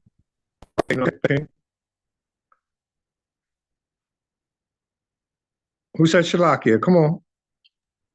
This is Avner. I also wanted to say, when y'all was bringing up that chart, when it was saying over 800 something stores, we got to understand like how many employees one store has. That's between like 50, let's say between 50 and 100 people. So then you got to times that by the 800 and something. So you're looking at almost like 30 to 80,000 people just from that one chain that lost employment, and counting all the other stores. So when we look at the number, we got to factor in the employees that work there at that job also. How many employees did that one store retain? So it's crazy because now they saying that the unemployment rate is higher now. Like it's just steady climbing. But I yield. Exactly, brother. That's a great point. You know what I mean? Like I said, like when you see one store, that's not one person in that store. You gave more perspective. Yeah, especially those bigger stores, man. You're talking about, 50 to 100 people that were employed there, that are now without a job. And you're sending $9 billion. Just this last time over to a foreign country. It's ridiculous, but this is what's going to start a lot of the uproars. You know, like I said, you ain't seen nothing till you seen a man hungry.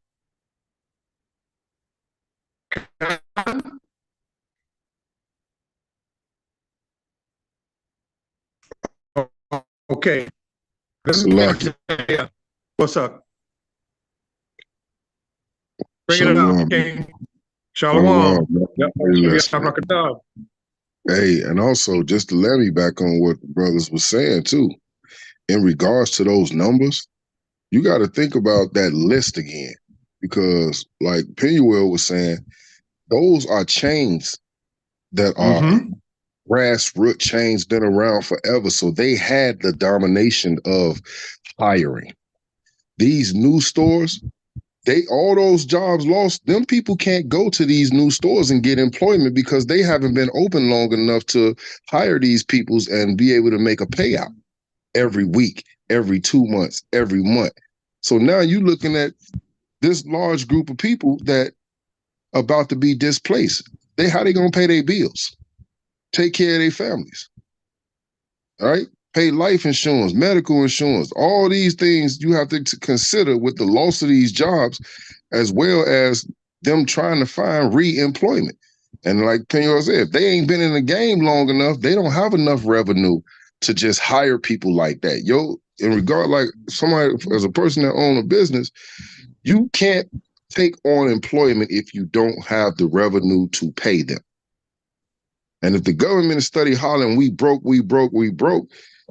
loans are being limited to a certain amount of money that they're giving out to businesses now at startup, where you can only probably afford 1 or 2 customers, and 1 or 2 workers, and that's including you working your damn self.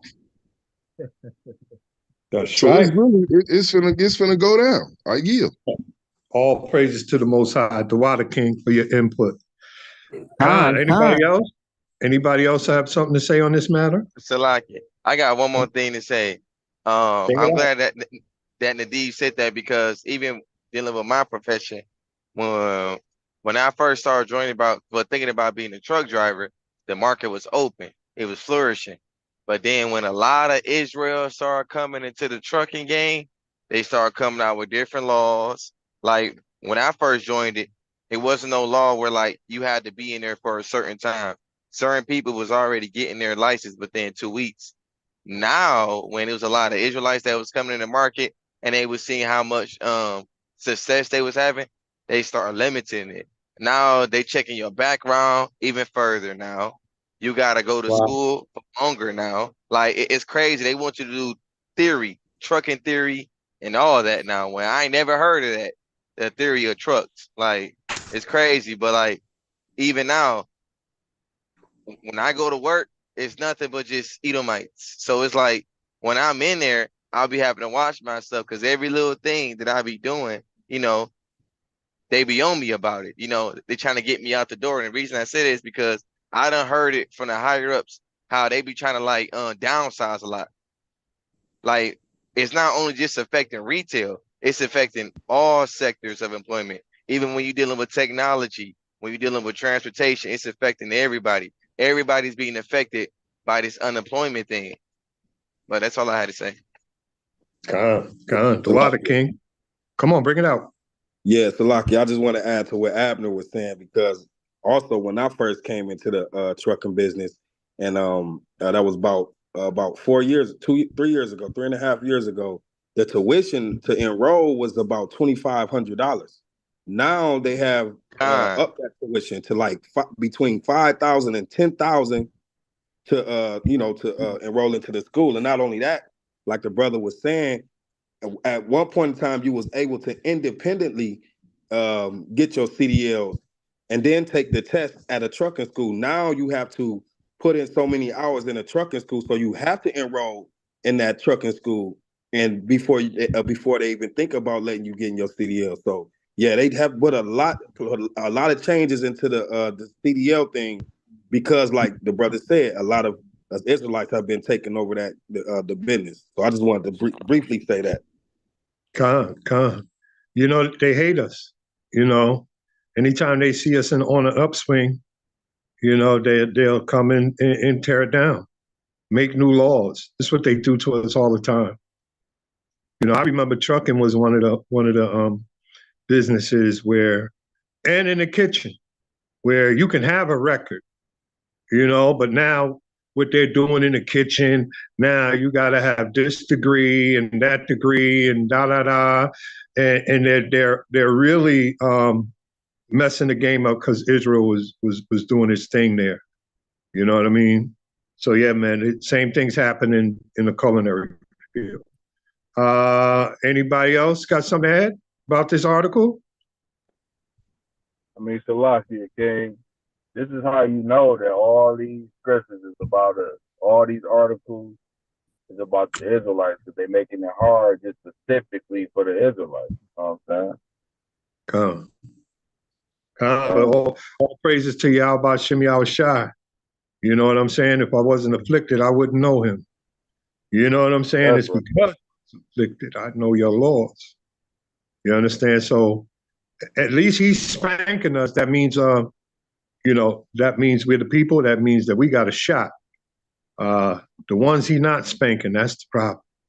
So yeah, all of these things are for us. Khan?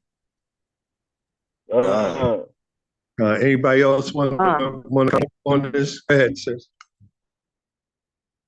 Oh, she should say, does anybody else want to comment before I get back into these scriptures? Going once, going twice? All right, give me the book of Isaiah 19:8. Bring it out. Bring it out, Cal. Let's go. Let's get back to this word. This is the book of Isaiah, chapter 19, starting at verse 8. When you get it, say Khan. Con. Khan, verse 8. The fishers also shall mourn, and all they that cast angle into the brooks shall lament. Khan, you know what I'm saying? Everything's about to go into this famine type stage, man. The fishers are going to mourn. You know, this is the food. You know what I mean? Let's go to Isaiah 33:6, man. These signs, man. This is happening now in real time. All of this stuff is happening. You know, are we going to be without spot or blemish? You know what I'm saying? Do you believe your God's coming for you? Will you give up the ghosts when they come knock on your door? This is again why we got to fast, pray, fast. Fasting is one of our most powerful, well, obviously prayer, you know, but fasting is one of our powerful weapons that we never use. Man, every time Israel wanted something done, they went before the Most High, they sang to him, and they fasted. And the Most High moves when you fast. Come on. Khan, this is the book of Isaiah, chapter 33 and verse 6. When you get it, say Khan.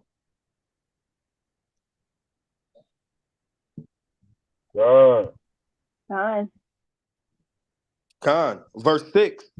And wisdom and knowledge shall be the stability of thy time. So wisdom and knowledge shall be the stability. That's what's going to sustain us. Not this money, not anything. As you can see, they're taking all that away. And we're going to get into that. Because is there any more on that, Bone? Yes, sir. Come on.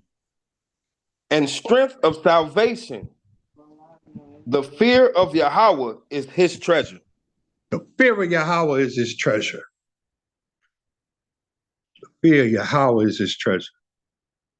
I want to get into that because everybody worries about money and this and that. And we know money is a defense, but in the end times, your wisdom of this word, you're following the law, statutes, and commandments. That's going to be the stability of this time. Give me that last article, Baba Kishore. That's right.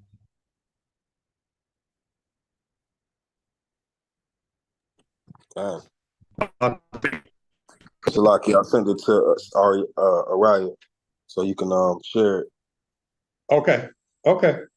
All right. So he's doing it now. Ariel, I shared it to you on Facebook. Salaki, Captain, you in the blender. Tom, can you hear me? In the blender again? Yes, Cap, you in the blender. Araya, we can hear you. They're trying to stop you, Lock. They mad at me tonight, man. They mad at me tonight. God, I'm pissing some demons off. Ashima Mashiach Yahushua. Ashima Mashiach Yahushua. What you said, King?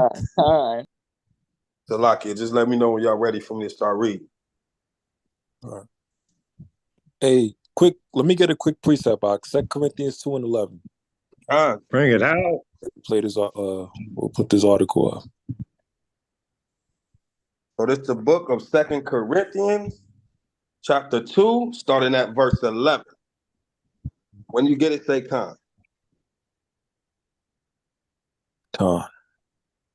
Khan, verse 11. Lest Satan should get an advantage of us, for we are not ignorant of his devices. Remember, Esau is going to control the media. He's going to control the YouTube, social media. Whether y'all know it or not, I don't know about the other camps, but I know specifically House of Israel. We be having a lot of trouble with these social medias, man, especially the YouTube. They put a list on us ever since we went to DC. In front of the White House, they had the pictures of us. They put articles of us on Twitter. Even with Ephraim, with what was it, the Capitol, and all of that stuff. MAGA the MAGA situation, right? The MAGA situation. That situation kind of catapulted all Israel, right, on a national scale. So ever since then, like even with Elder Zabak, everything have been going on. International con. That was international. Ephraim and them when they did that, that was international, man. That was huge. And they just kept going on and on and on. You know, whatever controversy we in the midst of, which is crazy. We don't plan it. The Lord set it all up. So I just wanted to say that to say, you know, ever since then, House of Israel been on Esau's personal watch list when it comes to YouTube and social media. Right. So this devil never gives us any breaks. Nope. No. And I'm a witness to it. I done made 1,000 YouTube channels, and this damn demon finds a way to body them all. And that's for all House of Israel. You remember the one that you made? You put up all the videos and didn't even put it on public. It was on private, and they bodied it. Yeah, that was Passover 4 years ago. Yep. So, you know, don't be dismayed, family. Esau hate us on YouTube everywhere. So, you know, we just trying to survive where we can by the grace of Yahweh Bashem Yahushua. You bringing out that fire. All praise. All praise. All right, I got it. Let me show you. Got it up? Down. Good. Here we go. Look at that. Bank closures. This thing is going down. The banks are failing. This is not a game. This is just the tip of the iceberg. This is what's happening. And you're going to have Esau. You ain't seen nothing with Esau yet. Where he go to his bank and his bank is closed with his pension gone. You ain't seen the anger yet. All these things are coming, baby. Go ahead, read Baba Kashar. Khan, can y'all hear me? Khan. This article is It was published by the U.S. Sun 2 days ago. And the caption reads, "Bank abruptly closes as customers find note on front door." More than 200 branches have shuttered across the state.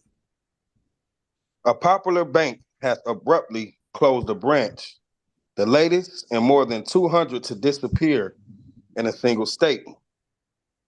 Customers at Patriot Bank only found out that the institute had closed when they found a note on the door. Do you see that? You see how disrespectful that is? It's crazy.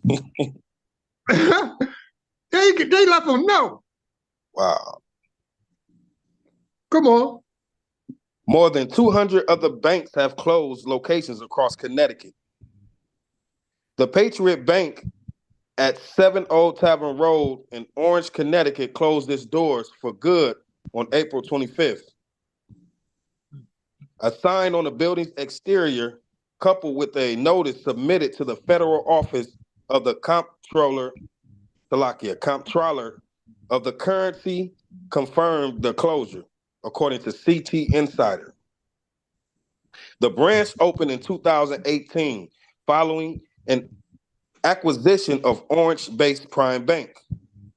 But a hard financial year led to the inevitable closure. In 2023, Patriot recorded a net loss of $4.2 million in its annual report, according to CT Insider, compared with net income of $6.2 million in 2022. The bank struggled to stay afloat. The location in Orange existed among several banks, blocks from Chase, Citizen Bank, Webster Bank, and Wells Fargo. And across the street, a Key Bank branch, reported CT Insider. Patriot patrons across Connecticut aren't exactly doomed, though. The Stamford headquartered business still has branches in Darien, Fairfield, Greenwich, Norwalk, Stamford, Westport, and Scarsdale, New York. Patriot recorded about $831 million in deposits in Connecticut as of June 30th, 2023, reported CT Insider.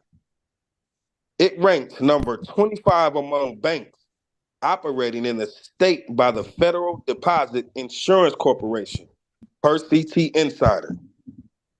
Closing time.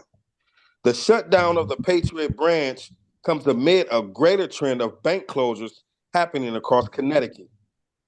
About 200 branches have closed in Connecticut since the start of 2019, reported CT Insider. Despite the rise in digital banking, customers are still grappling with a lack of access to in-person banking. Bank closing trends. As online banking became increasingly popular in the pandemic, banks have shut down locations across the country. It was an especially bad year for banks in 2023, which saw around 1,500 closures over the year. California was hit the hardest by the wave of closures, losing over 300 locations. This shift toward This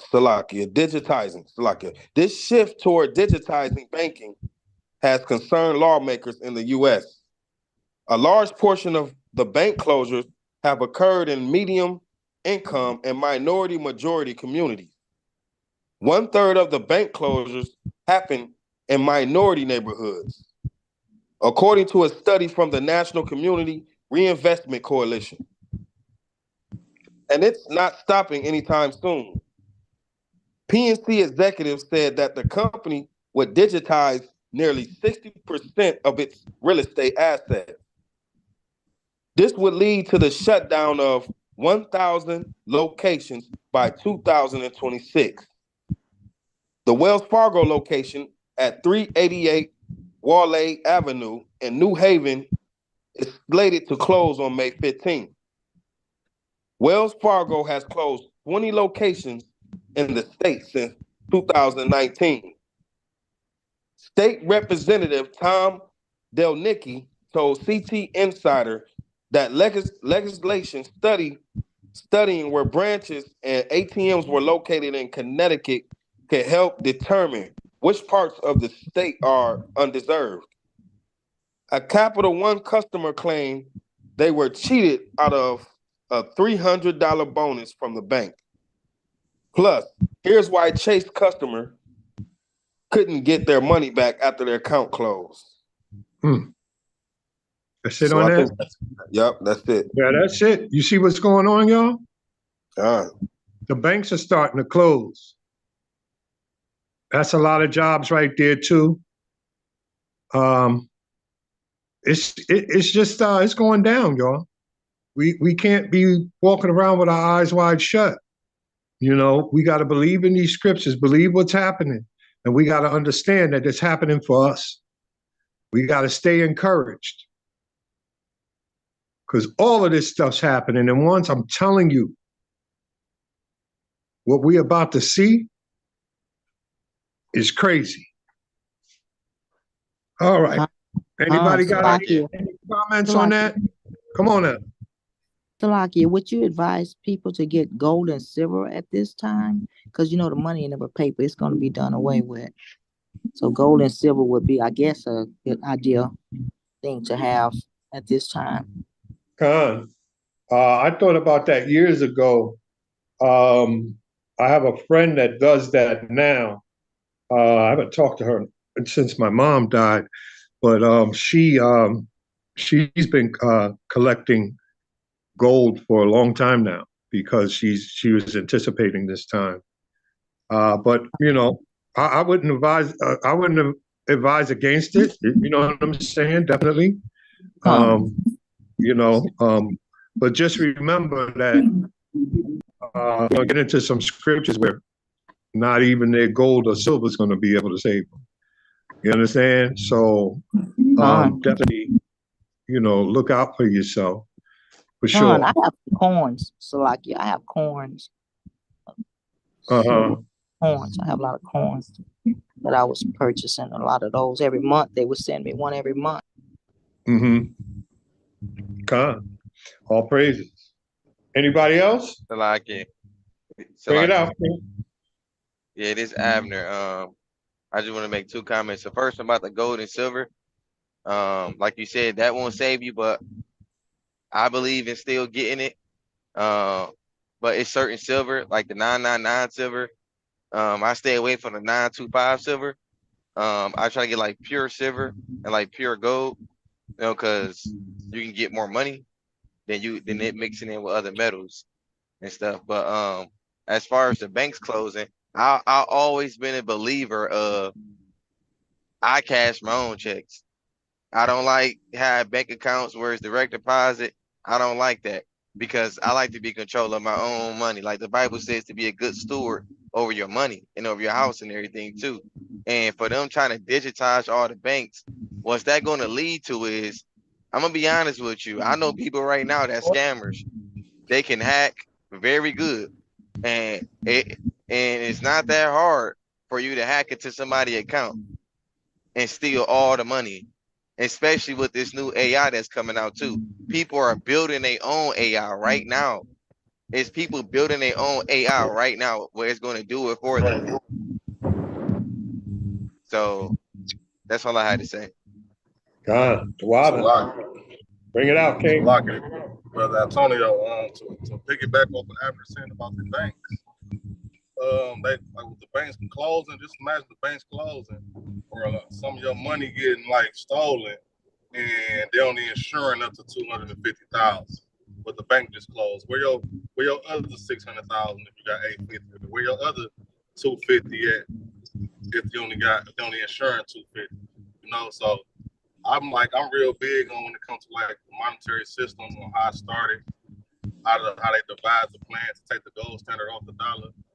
And I was doing like I'm big on crypto, you know. So they say crypto is kind of like the next gold.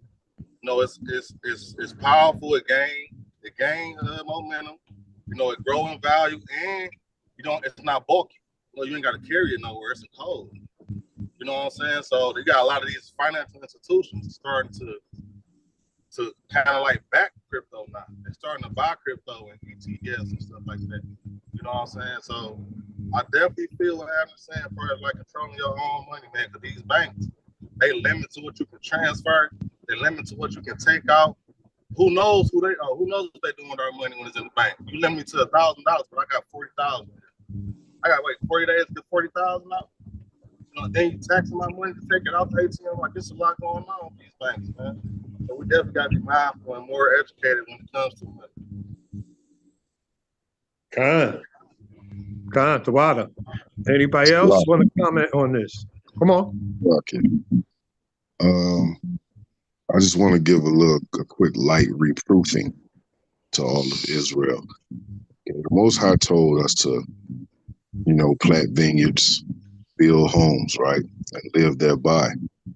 So those vineyards would be equivalent to running and establishing your own businesses for that very purpose.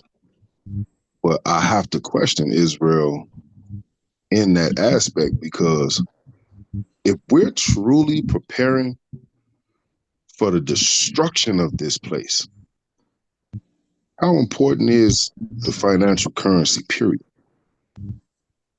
Okay, we supposed to be building up our treasures in the kingdom, all right?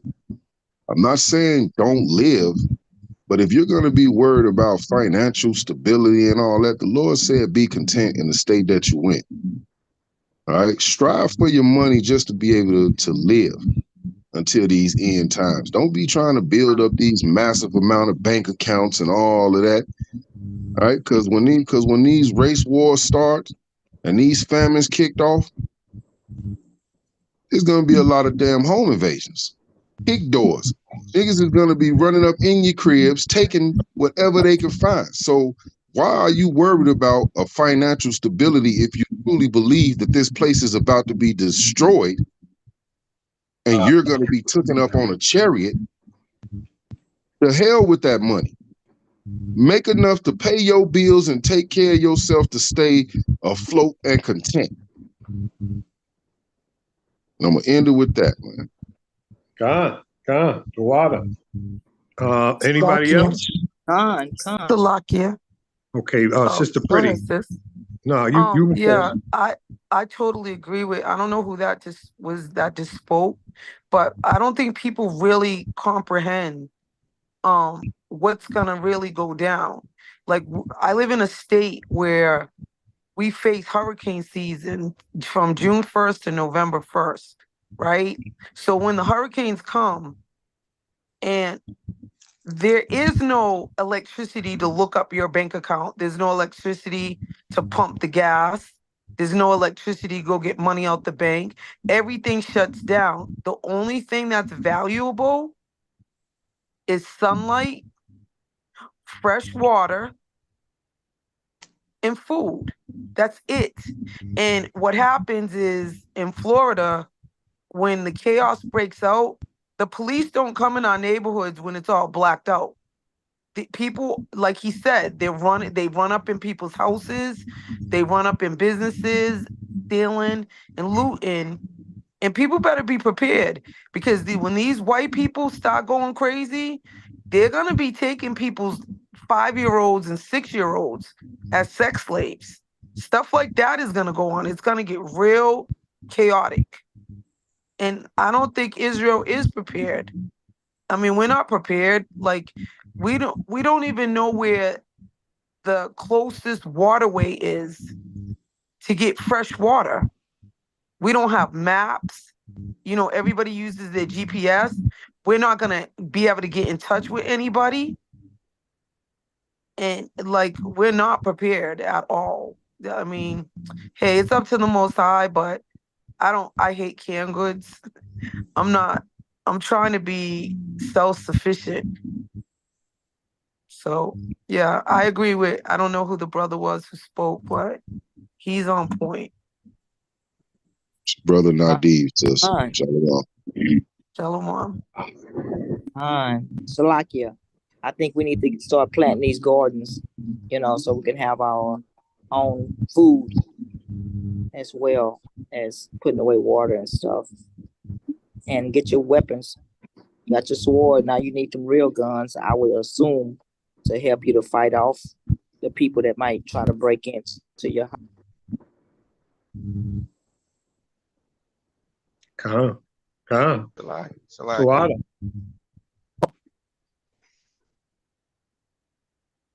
Yeah, this Abner. I didn't mean to say that money was important, but I do believe using the finances to get things in order. Like for me, I use my finances, to buy hunting stuff, bow and arrows.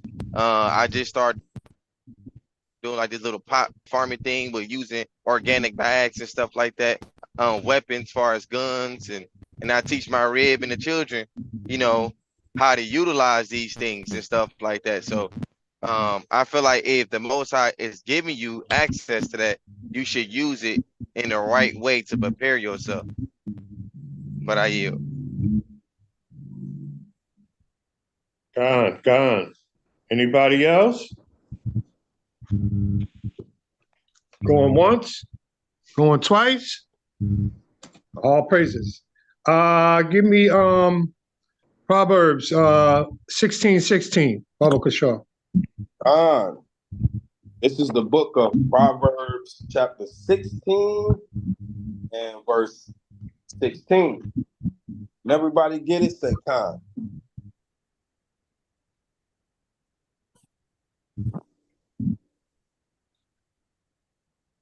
Verse 16. How much better is it to get wisdom than gold? How much better is it to get wisdom than gold? Come on. And to get understanding rather to be chosen than silver. And to get understanding rather to be chosen than silver. Give me Zephaniah 1:11.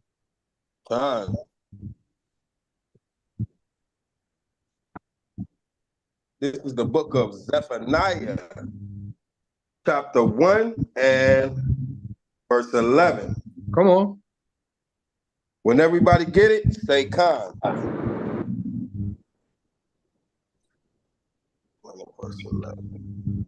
Khan. All praises.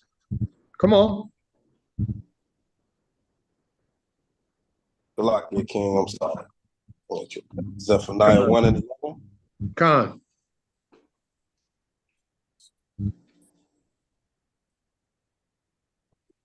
This is the book of Zephaniah, chapter 1, verse 11. Good luck.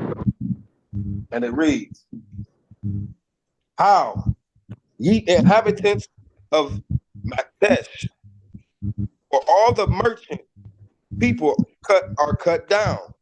All the merchants are cut down. Come on.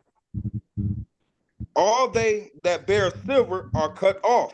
All they that bear silver are cut off. This time's coming. Come on.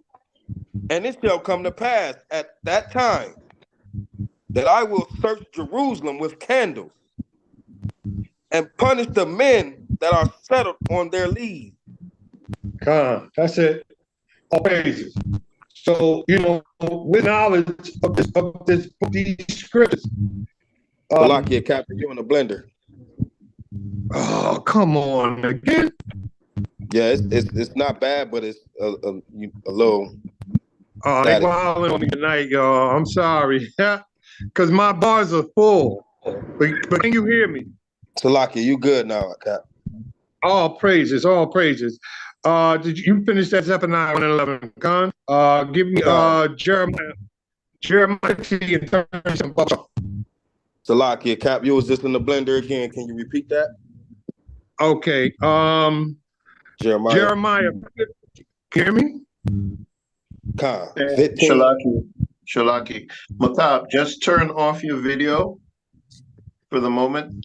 So all the data is focused on your audio, not video. Oh, y'all don't want to see my beautiful face anymore, buddy? God, all praises. So, is that better? Khan. All praises. Give me Jeremiah 50 and 37, Baba Kashaw, because This time is coming where this money's not going to mean nothing. Wisdom is the stability of wisdom of these scriptures.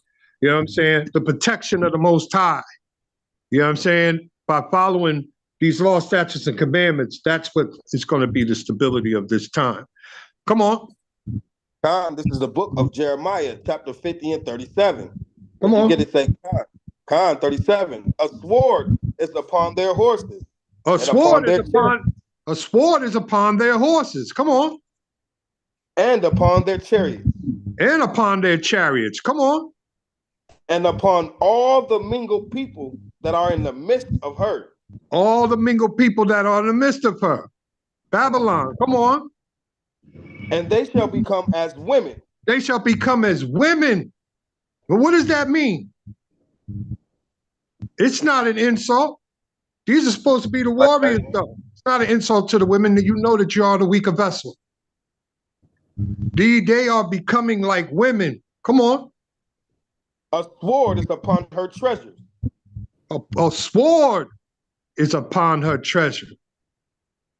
You understand? So these things are coming to pass, man. Wisdom and knowledge is what we understand and need. The protection of Yahweh Hashem Yahushua. Nobody's saying don't go do things for yourself. I'm not saying that. But at the end of the day, this word, these commandments, this understanding, this wisdom is what's going to get you through. Khan? Khan. All praises. Let's go to Lamentations 3 and 26, Baba Kashaw. Khan. Lamentations 3 and 26. Khan. The book of Lamentations, chapter 3 and verse 26. When you get it, say Khan. Khan. It is good that a man should both hope and quietly wait for the salvation of Yahweh. It is good that we have hope and quietly, patiently wait for our salvation. Give me Lamentations 4 and 17, Baba Kashaw. Khan, this is the book of Lamentations, chapter 4 and verse 17. As for us, our eyes as yet failed for our vain help. In our watching, we have watched for a nation that could not save us. This nation can't save itself. It can't save itself. Our hope is Yahweh Hashem Yahushai. This nation is going down. This nation can't save us. We gotta follow these commandments, man. You gotta you gotta work at whatever it is so that you can be without spot and blemish. We see the signs, man. They coming. Give me James 5, 1 through 7, Baba Kashaw. Yeah.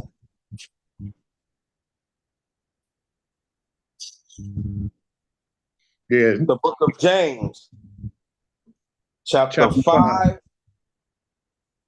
starting at verse 1. Baba Kashaw. Verse 1. Khan. This is the book of James, chapter 5, starting at verse 1. When you get it, say Khan.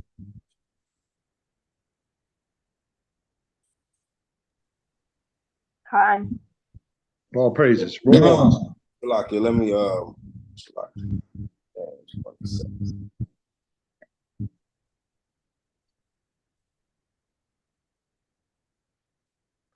Yeah.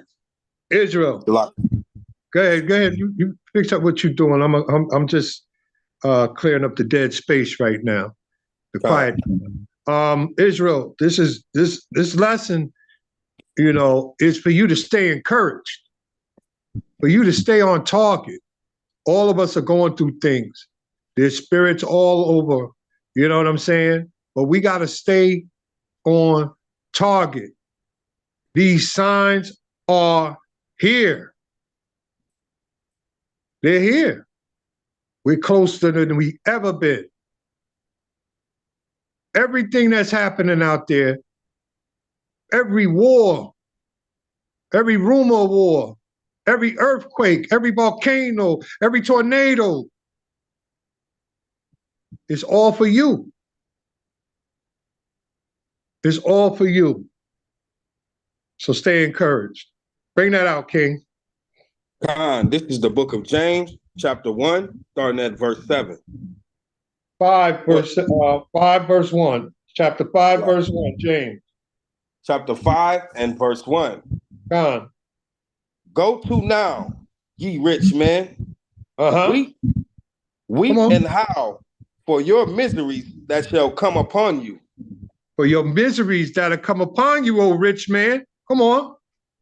Verse 2. Your riches are corrupted. Your riches are corrupted. Come on. And your garments are moth-eaten. Come on. Your gold and silver is cankered. Your gold and silver is cankered. Come on. And the rust of them shall be a witness against you. Come on. And shall eat your flesh as it were fire. Eat your flesh like a fire. Oh, rich man, your silver and gold ain't gonna save you in the time. Come on. Ye have heaped treasure together for the last days. Come on.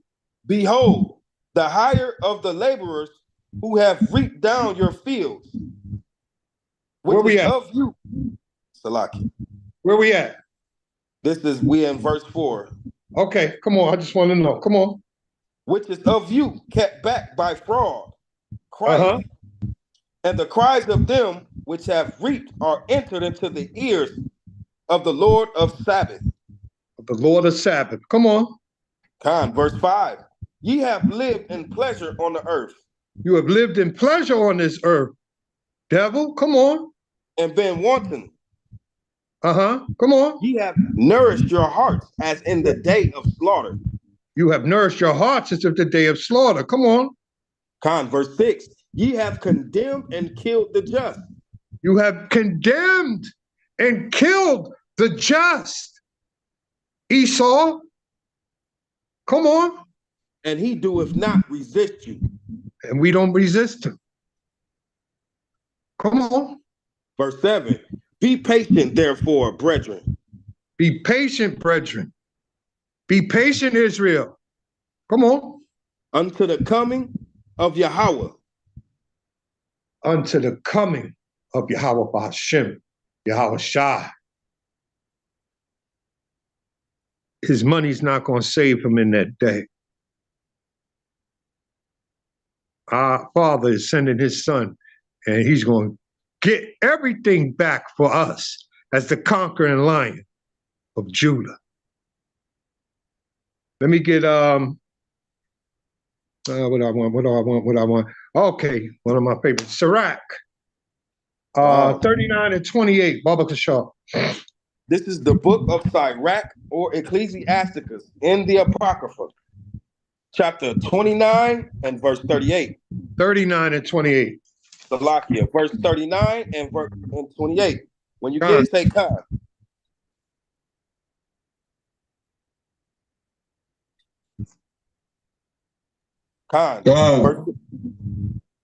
Verse 20. Salakia. Verse 28. Bring it out, King. Bring it out. There be spirits that are created for vengeance. There'll be spirits that are created for vengeance. Come on. Which in their fury lay on sore strokes. In their fury, they lay on sore strokes. Come on. In the time of destruction. In the time of destruction, what you're seeing, everything going on right now, these are spirits all over the earth. The Most High is sending them out. Come on. They pour out their force. They pour out their force. Come on.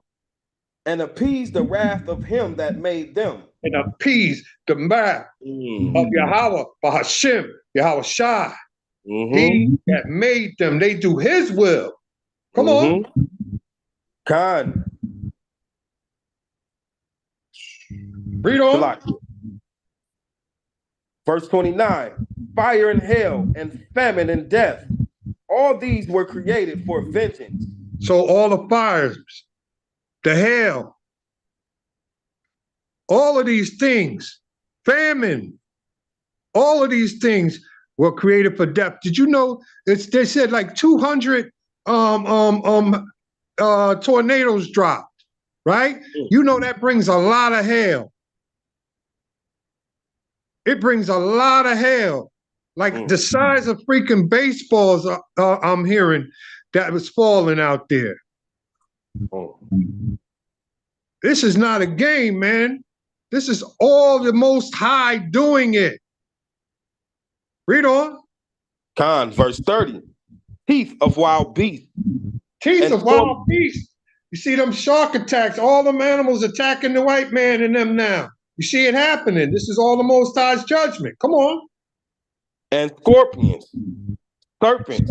Scorpions, stop right there. Now, I know the people that come to Shalom and Chill know I put this story up. I think it was 2 years ago. It was in Egypt. It was on so-called New Year's Day. They had a storm, a flood. It brought into the village 400 scorpions. And the scorpions was tearing them up. That's the Most High, baby. He ain't playing. Come on. Serpents. Uh-huh. And the sword punishing the wicked to destruction. And the sword punishing the wicked to destruction. War. All praise to the Most High. Let me get where I'm at. I'm losing my place. Give me 2nd Ezra 6 and 22, Baba Kashaw. Khan. This is the book of 2nd Ezra, chapter 6 and verse 22. When those get it, say Khan.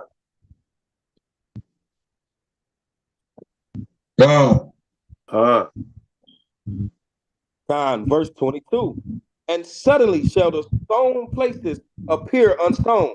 And suddenly the sown places shall be unsown. Come on. Full storehouse shall suddenly be found empty. The storehouses, that's the famine, man. Shall suddenly be found empty. That's it on that, King? Khan. Let me get in the book of Revelations. I'm going to be widening it down in a few. Give me the book of Revelations 18, 4. 18:4. Baba Kashaw. Khan, this is the book of Revelation, chapter 18 and verse 4. When those get it, say Khan. Khan. Verse 4. And I heard another voice from heaven saying, come out of her, my people. Come out of her, my people. Come on. That ye be not partakers of her sins. That we may not be partakers in her wicked sins, her holidays, everything that is against the Most High. So that we cannot be, should not be partakers in it. Come on. And that ye receive not of her plagues. So that you don't receive her plagues. I want to go jump to Zechariah. We'll come back, but I need Zechariah 14 and 12. This is one of her plagues. This is one of her plagues, man. This is what's coming, baby. Bring that out.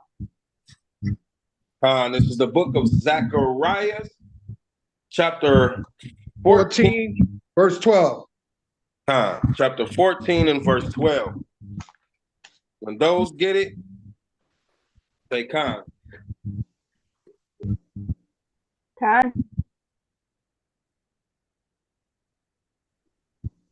Khan, King, bring it out. Zechariah 14 and 12, Baba Kashaw. Salaki, King. Man, I was in the wrong book. Salaki. Okay, Khan. Yeah, take your time, baby. Salaki. Zechariah. 14 and 12. Yes, sir. Zechariah chapter 14 and verse 12. Come on.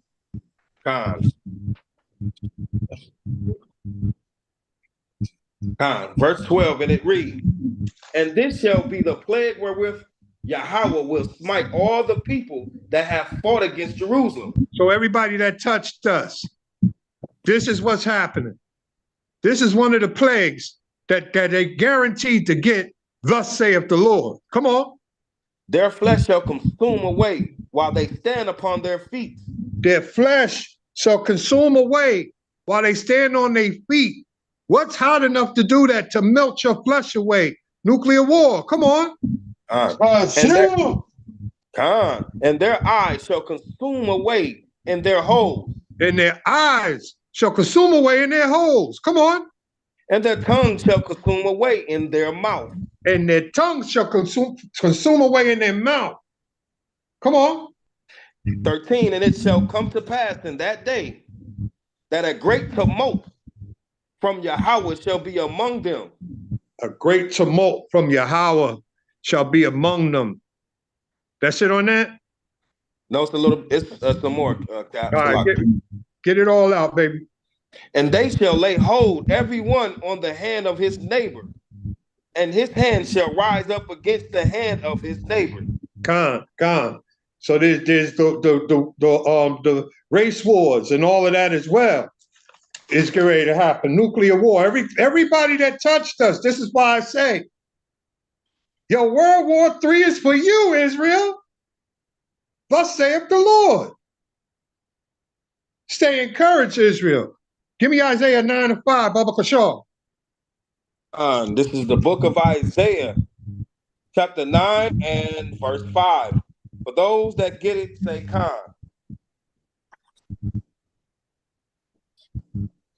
Salaki, what's the scripture again? The book of Isaiah 9 and 5. Oh, Salaki, go ahead.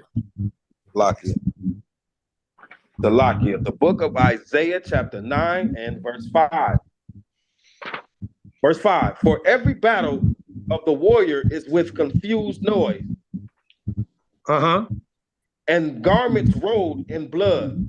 So every battle that we know of thus far, it's man against man, mano against mano. You know what I mean? But there's something different about this next war. Come on. But this shall be with burning and fuel of fire. Burning and fuel of fire. This war, Israel, that's coming. Nuclear war. Nuclear war, and it's all for you. It's all to put you back on top, to put you back into your rightful place. Do you believe that? Do you believe that?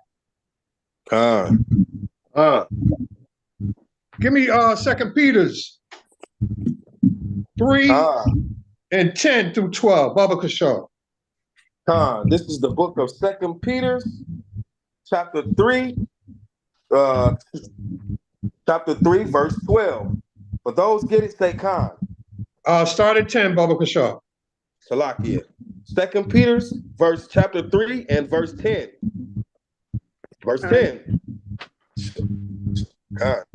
This is verse 10. But the day of Yahweh will come as a thief in the night. The day of the Lord shall come as a thief in the night. Come on. In the which the heavens shall pass away with a great noise. Which the heavens shall pass away with a great noise. We all know it's talking about Esau's heaven. Come on. And the elements shall melt with fervent heat. The elements are going to melt with fervent heat.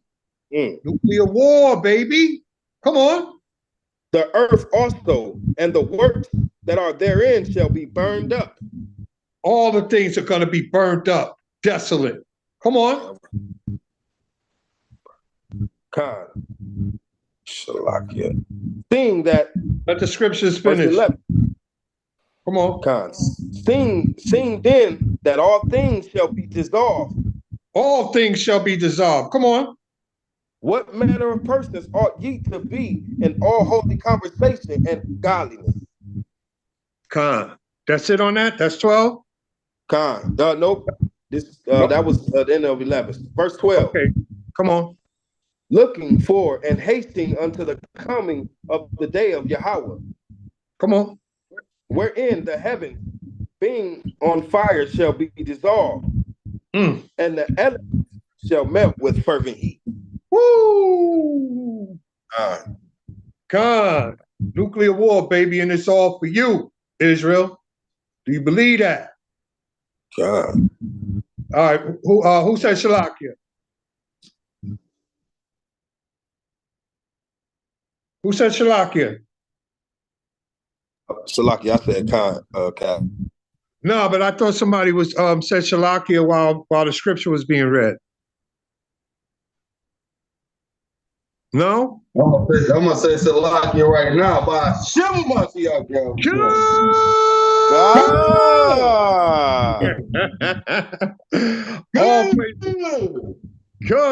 All praises to the Most High. Let's go back to Revelation 18. Finish off 4 and 5. Baba Kashar. This is the book of Revelation, chapter 18. And starting at, you want me to reread verse 4? Why not? Starting at verse 4. And I heard another voice from heaven saying, come out of her, my people, that ye be not partakers of her sin, and that ye receive not of her plague. Verse 5. For her sins have reached unto heaven. But her sins have reached unto heaven. She thought she was getting away with this stuff here. She thought killing off our brothers, killing off us. She thought she was getting away with everything. But her time is up. It's time to pay the piper. Come on. And Yahweh have remembered her iniquities. And Yahweh have remembered all her iniquity. Come on. Reward her, even as she rewarded you. Reward her, even as she rewarded you. Come on. And double unto her, double according to her works. Double she's going to get. Double Esau's going to get. Come on. In the cup which she hath filled to her double. She's going to get that cup double. Oh, man. Everything she did to us, she's going to get double. Everything. Let's see what she's going to get. I love the cup, man. Give me Isaiah 51 and 17, Baba Kashar. This is the book of Isaiah, chapter 51 and verse 16. 17. Salakia, chapter 51 and verse 17. For those get it, say God.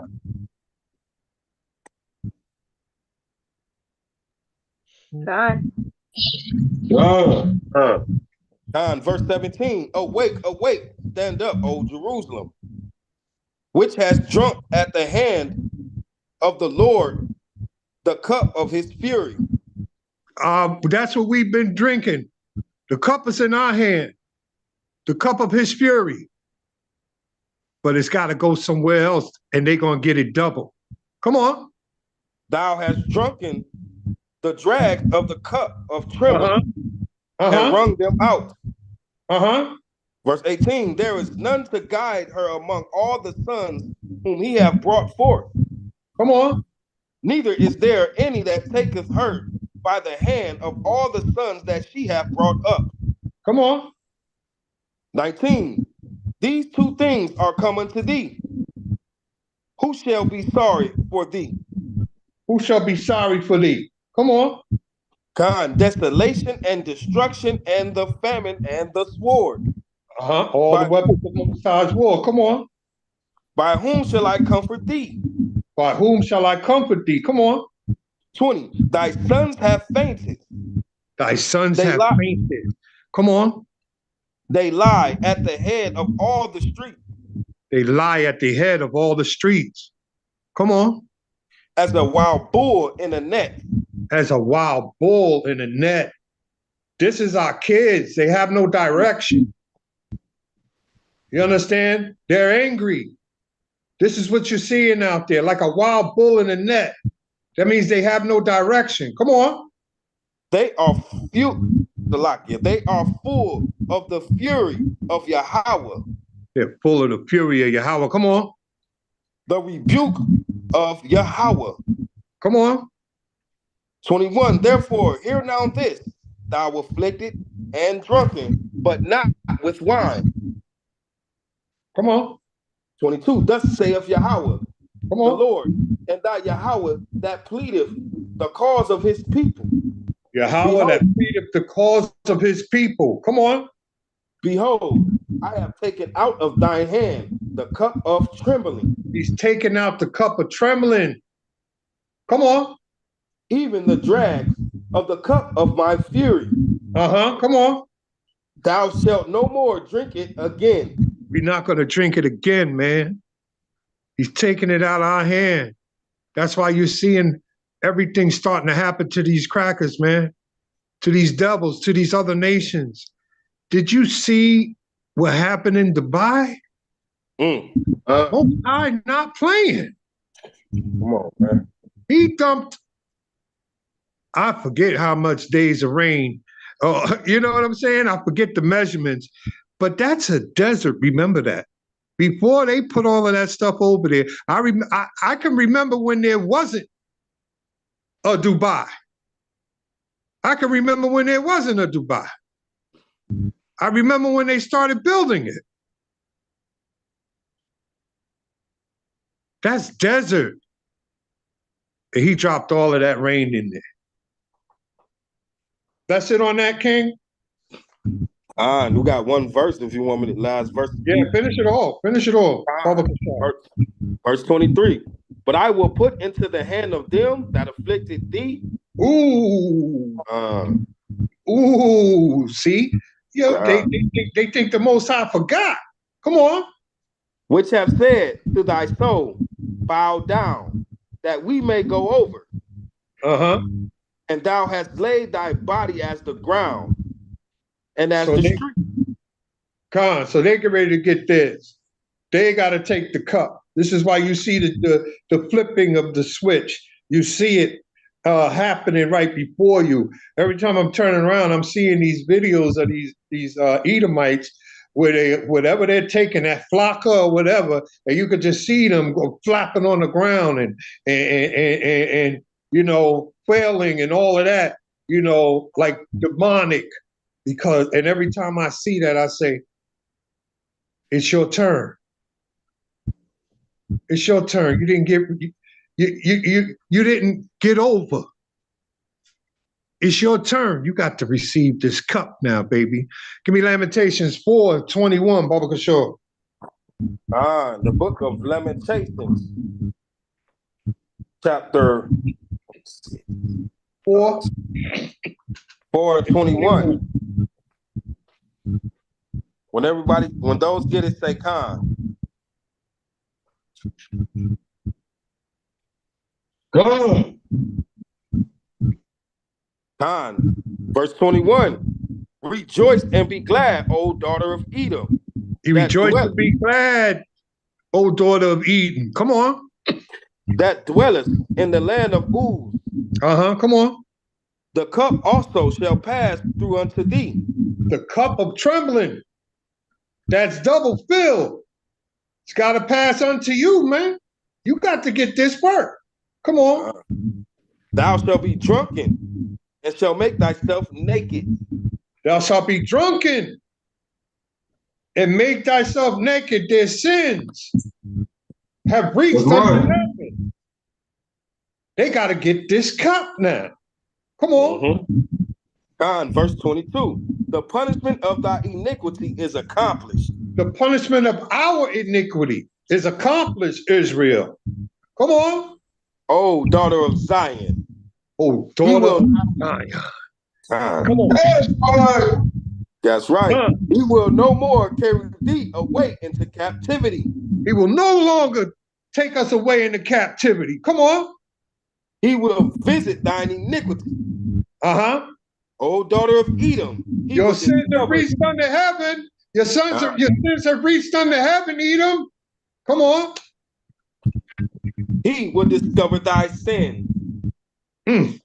Hashem Mashiach. Oh, praise, man. God. They got to get this work, baby. They got to get this work. You know what I mean? They got to get this work. They think they're getting away with it, but they not. Give me Isaiah 29:6, Baba Kashar.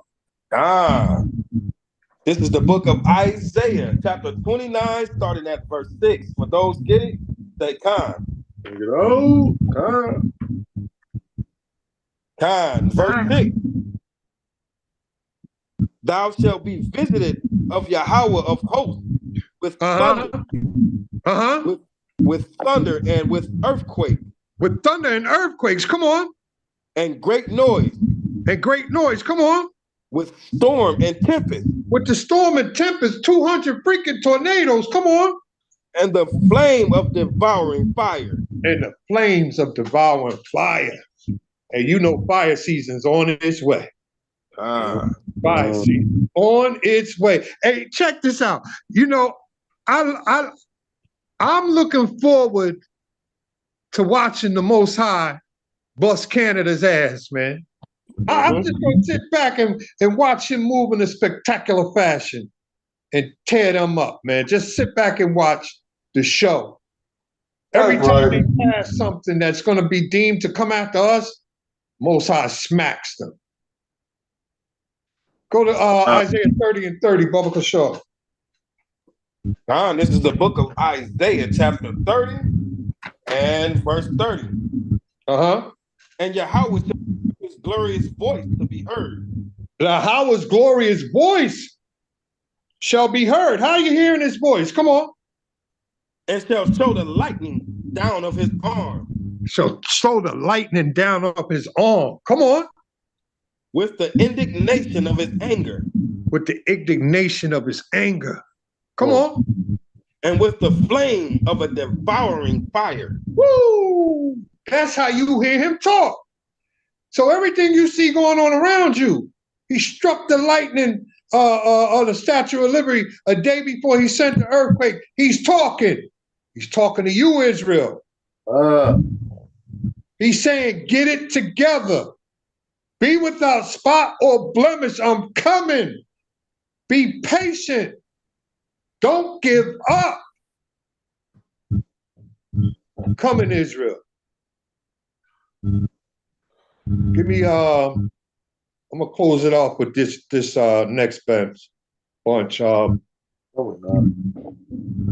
Give me Isaiah, not Isaiah, 2nd Ezra 15. Start at 7, Baba Kashar. This is the book of 2nd Ezra in the Apocrypha, chapter 15, starting at verse 7. When those get it, say Khan. Verse 7. Therefore saith Yahweh, I will hold my tongue no more. Hold up. You know how he speaks. We just found out how he speaks. So what you see out there is the Most High not holding his tongue anymore. Read. Which they profanely commit, neither will I suffer them in those things. Come on. In which they wickedly exercise themselves. Come on. Behold, the innocent and righteous blood crieth unto me. This is my favorite part. Why? Because our ancestors' blood, these crackers tell us to forget slavery, but our ancestors' blood is crying out to Yahweh every day, making him remember. You say, forget about slavery. You say, forget about Jim Crow. You say, forget about putting crack in our neighborhood, but our ancestors ain't forgot. And they talking to the Most High every day. Read. And the souls of the just complain continually. And the souls of our ancestors are complaining continuously. They complaining like, yo, when are you going to get these bastards back? When are you going to avenge us? We your people. complaining to the Most High every day. So I don't give a damn what they tell me. Forget about slavery. My ancestors are speaking up for me right now. Come on. And therefore, saith Yahweh, I will surely avenge them. And receive unto me all the innocent blood from among every bit of our ancestors' blood. He's going to avenge. That's what you're seeing happening. He's not holding his tongue no more. They sins have reached unto heaven, baby. This is a beautiful time to be alive. Oh, praise. Read on. God. Behold, my people is led as a flock to the slaughter. We were led as a flock to the slaughter. Come on. I will not suffer them now to dwell in the land of Egypt. He's not going to suffer us to dwell in the land of Egypt. And this ain't the old Egypt. Come on. Verse 11, but I will bring them with a mighty hand and a stretched out arm. And smite Egypt with plagues. And smite Egypt, come on. As before. As before, meaning he's not talking about old Egypt. He's talking about spiritual Egypt. He's talking about spiritual Sodom and Gomorrah. They're getting ready to get theirs. Come on. Bring it up, man. Bring it up. God, and will destroy all the land thereof. Going to destroy these bastards. Come on. Egypt shall mourn. And the foundation of it shall be smitten with the plague. The foundation is going to be smitten. Come on. With the plague and punishment that Yahweh shall bring upon it. God. Same thing they got before. Same thing they going to get again, damn it. That's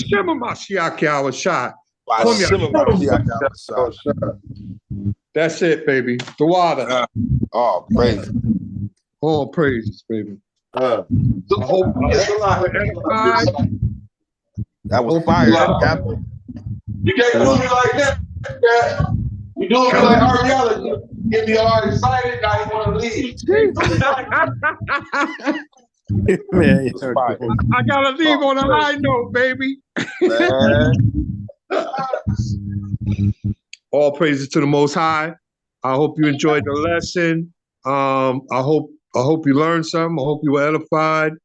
You know what I'm saying? I hope that the Most High taught you something through me, the water, for asking me to come in and teach a class. The water. I'm truly humble. Hey, Salakia Cap, I got chills, man. All praises.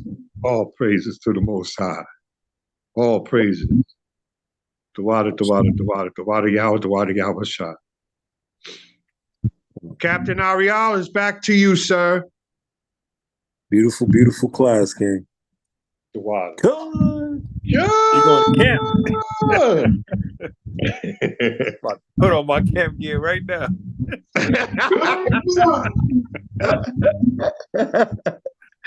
God, I feel like doing it too, baby. Good. Shalom, Bob. Shalom, Yazayan. Mighty reading, man. Yeah, mighty reading. The water. I mean, I gave you a lot of material to read. So the water, man. Yeah, I can't wait to get you in camp, man.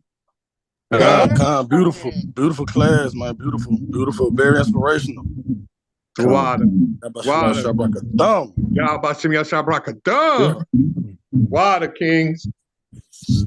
All praises, man. Thursday night class. Any comments? Anything I want to say? Before we close out the class, we'll do a prayer as well too. So I yield the floor. God's the luckiest. Hey, come on, Cat. We need a couple of scriptures before you close out, Cat. Couple more. You need a couple. Don't get me started. I'll you know I got some favorite scriptures, boy. I love when I bring out Yahweh Shai. I got that. He's the Grim Reaper. Don't get me started.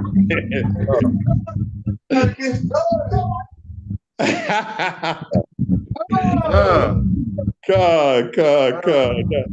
Oh man. All right. Let me see where I want to go. We were talking about war. Let me get Joel 3. Come on. Con. Let's So go. the book of Joel. Chapter 3, verse 2. Baba Kashaw. Con, the book of Joel. Chapter 3 and verse 2. Come on. For those get it, say Con. Con. Con.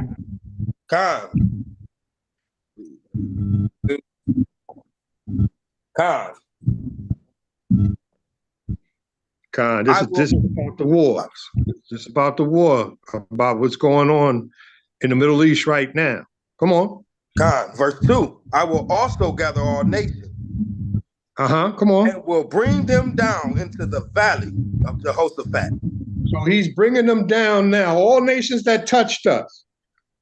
He's bringing them to the valley of Jehoshaphat. He started off with the so-called Jews and the Palestinians in our land. It's going to talk about that part in our land. And it's a ripple effect because Iran, Palestinians are basically backed by the whole Muslim world, basically.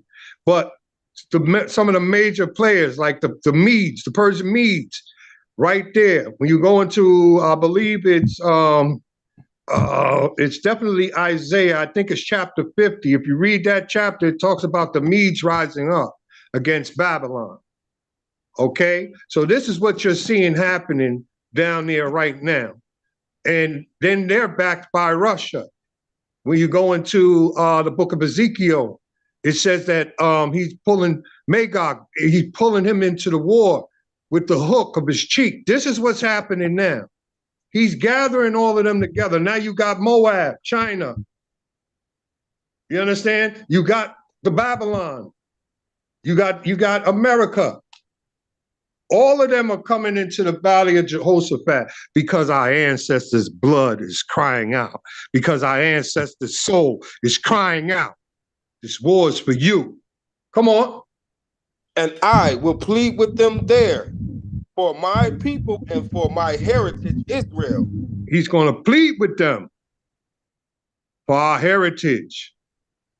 Now we know how he pleads. Go to I always got to do it. I love it. Go to Isaiah 66. Start at 15. Let's talk about how he's pleading, baby. This is the book of Isaiah, chapter 66, starting at 15. For behold, somebody mute up, Baba Kashaw. For behold, behold, Yahweh would come with fire, and with his chariots like a whirlwind, to render his anger with fury, and his rebuke with flames of fire. Come on. For by fire and by sword, Yahweh plead with all flesh. So he's pleading. Well, he bringing all the nations down there. He's pleading with fire and the sword. Go back to the book of Joel 3, Baba Kashaw. God, back to the book of Joel, chapter 3. And verse, where you at? You can read 2 over if you want, if you lost your place. Verse 2. Verse 2. I will you know what? And I will bring them down into the valley of Jehoshaphat and will plead with them there for my people and for my heritage, Israel. He's going to get our heritage back, man. This war is about getting our heritage back. Come on. Whom they have scattered among the nations. He scattered us among the nations. Come on. And parted my land. And parted our land. Sound familiar? That's in the book of Luke 21. Right there is in the book of Luke 21. Christ was quoting this. Come on. Verse 3. And they have cast lots for my people. They cast lots for us. Come on. And have given a boy for an harlot. And given a boy for a harlot. Come on. and sold a girl for wine. And sold our women for wine. Come on. That they might drink. Come Yea, on. yea. And what have ye to do with me, O Tyre and Zidon? Those are old African nations, Hamite nations. Come on. And all the coast of Palestine. You say, what y'all got to do with me? Palestine, Ham. What y'all got to do with me? Come on. Will ye render me a recompense? Uh-huh. And if ye recompense me swiftly and speedily, will I return your recompense upon your own head? Come on. Because ye have taken my silver and my gold. Come on. And have carried into your temples my goodly pleasant things. They took our gold and our silver and they built up their mosque and everything. Those are ours, but we taking it back. Come on. The children also of Judah and the children of Jerusalem have ye sold unto the Grecians. Yo, so that's right there, the slave trade. That's the slave trade right there. Ham sold us to the Grecians, the white man, and spread us among all nations. There's your slave trade right there in the book. Come on. That ye might remove them from their borders, far remove from us from our borders. Come on. Behold, I will raise them out of the place whither ye have sold them. Yo, he's going to raise us up where we were sold. That's what's happening now. We're raising up. We're everywhere he sold us. Come on. And will return your recompense upon your own head. You got to, what goes around comes around, buddy. Come on. And I will sell your sons and your daughters into the hand of the children of Judah. He that leadeth into captivity shall go into captivity. He that killeth with the sword must be killed with the sword. This is what's going to happen to them. We're going to sell their kids, baby. Come on. And they shall sell them to the Sabian. Come on. To a people far off. To a people far off. They're going to get everything they gave out. Double the cup of trembling for them. Come on. For Yahweh hath spoken it. For Yahweh has spoken it. That's it. It's going to happen. Come on. Proclaim ye this among the Gentiles. Here we go. We proclaim this among the Gentiles. Come on. Prepare war. Prepare war. Come on. Wake up the mighty men. Wake up all the mighty men. Come on. Let all the men of war draw near. Let them all draw near. That's what he's doing in the valley of Jehoshaphat right now. Waking up the mighty men, the heathen, making them all draw near. Come on. Let them come up. Let them come up. Come on. Beat your plowshares into swords. Beat your plowshares into swords. Get your weapons together. Come on. And your pruning hooks into spears. And your pruning hooks into spears. Get your weapons together. Come on. Let the weak say, I am strong. That's what you're seeing now.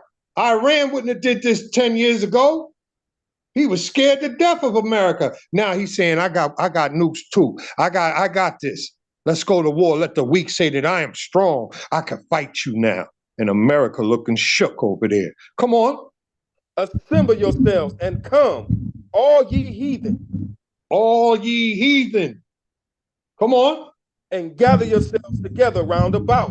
And gather yourselves around about. Come on. Thither, cause thy mighty ones to come down, O Yahweh. Come on. Let the heathen be wakened. Let the heathen be wakened. Come on. And come to the valley of Jehoshaphat. Come to the valley of Jehoshaphat. Why is it called the valley of Jehoshaphat? It's telling you that this was done before in the book of Chronicles. When Jehoshaphat was surrounded by his enemies and he went before God, before Yahweh, and he fasted. And the Most High, after he fasted, he had all of Israel fast for that day and sing before him. He had them destroy themselves, and all Israel had to do was walk in and get the riches. What you think they're going to happen, this is going to happen again. He's showing you. Come on. For there will I sit to judge all the heathen round about. This is where he's going to plead with that sword and that fire. He's going to judge them for everything that they touched us for. He's going to judge them for what our ancestors' blood is crying out. He's going to judge them for the souls, our ancestors' souls that are complaining. He's going to avenge us. Bashima Mashiach Yahushua. Bashima Mashiach Yahushua. That's it. All praises, man. All praises.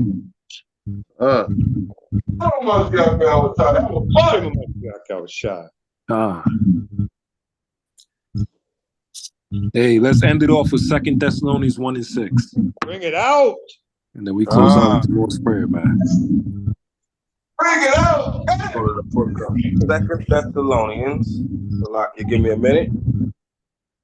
2 Thessalonians. Who was that? Right? Chapter 1 and verse 6. The book of 2 Thessalonians, chapter 1, and starting at verse 6.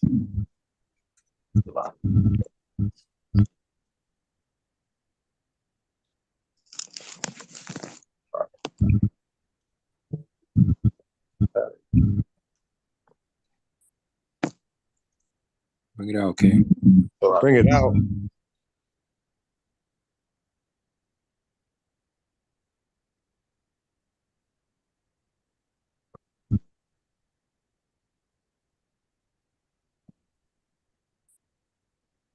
You got it? Salakia, King, give me a second. 2 Thessalonians, okay. 1 and 6. God. The book of 2 Thessalonians, chapter 1 and verse 6. When those get it, say Khan, he's going to bring it out. Seeing it, Salakia, seeing it is a righteous thing with Yahweh to recompense tribulation to them that trouble you.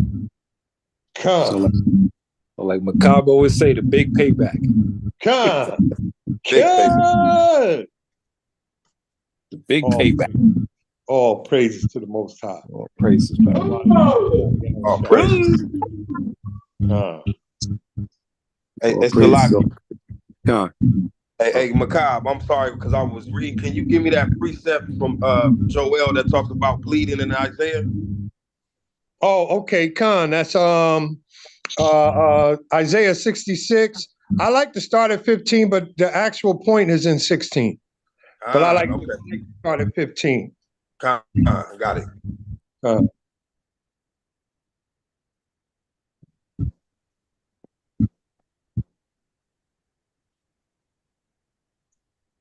All praises, man. Mashiach Yahushua.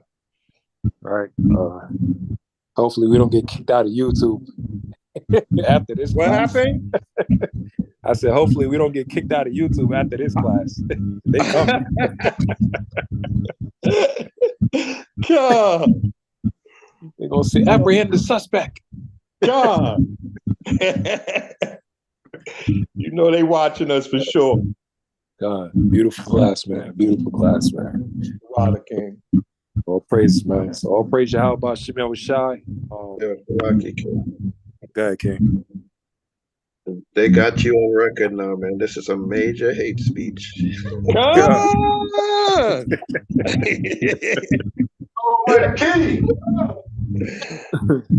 They got everybody in this room, Mark. So hey, we might as well get ready.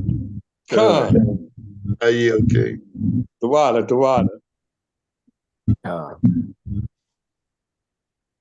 H.O.I. gonna be wanted all over the earth.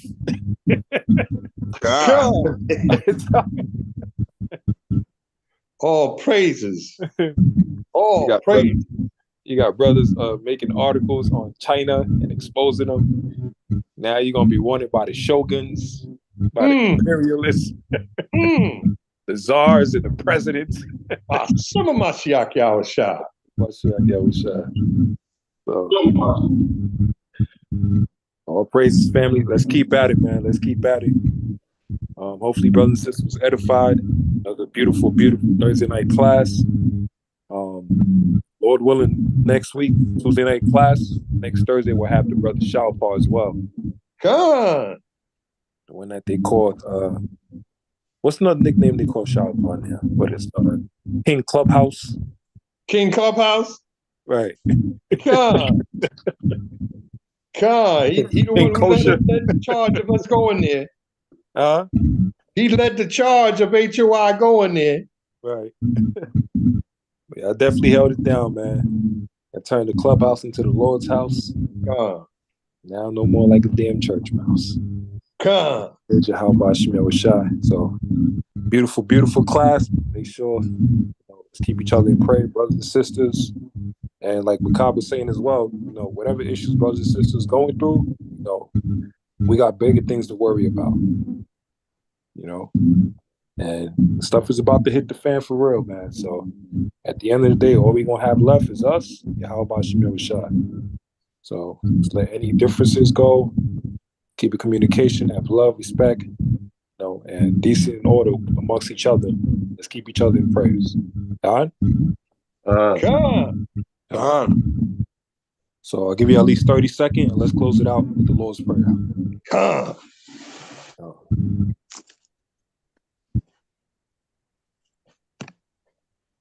Yeah, it is definitely going to be our last class on YouTube. Oh, man. Don't put that on me? I was just God. Hey, that's a compliment. Hell yeah. Oh, praise. All right, family, let's close it out with a beautiful prayer. Shemai Yasharallah Yahweh Allah Haynawa Yahweh Aha Benawa Shabbat Shemayim Kodash Haya Shamka Yahweh Malakufka Daba'a Ratazaka Haya Aisha Ba'arataza Kawa Haya Bashamayim Latananawa Laham Kal Iwam Wasalachnawa Kabuafnawa Kasalachnawa Kabuafinawa Mala'a Tabiyainawa Banasayawan Abal Hawashainawa Mayan Rai Kaya Laka Hamalakwaf Waha'alal Wahatabaraf Lai Walamyam Amen. Well, actually, how about Shemir Rashad? Please watch over the brothers and sisters of the nation of Israel to guide us and protect us, to strengthen us in these last days for all trials and tribulations, to give us the spirit to endure Yahweh Shemir Rashad, so we can make our ancestors, our foremothers, and our forefathers proud in these last days, so we can all be worthy to be able to enter into the kingdom of Yahweh Shemir Rashad. And we actually as well to bring judgment and wrath and vengeance against the heathens and against the wicked and against those that try to trouble your people in these last days. Yahweh Shemir Rashad. The water, the up, Evalam. Amen. Ka. Ka.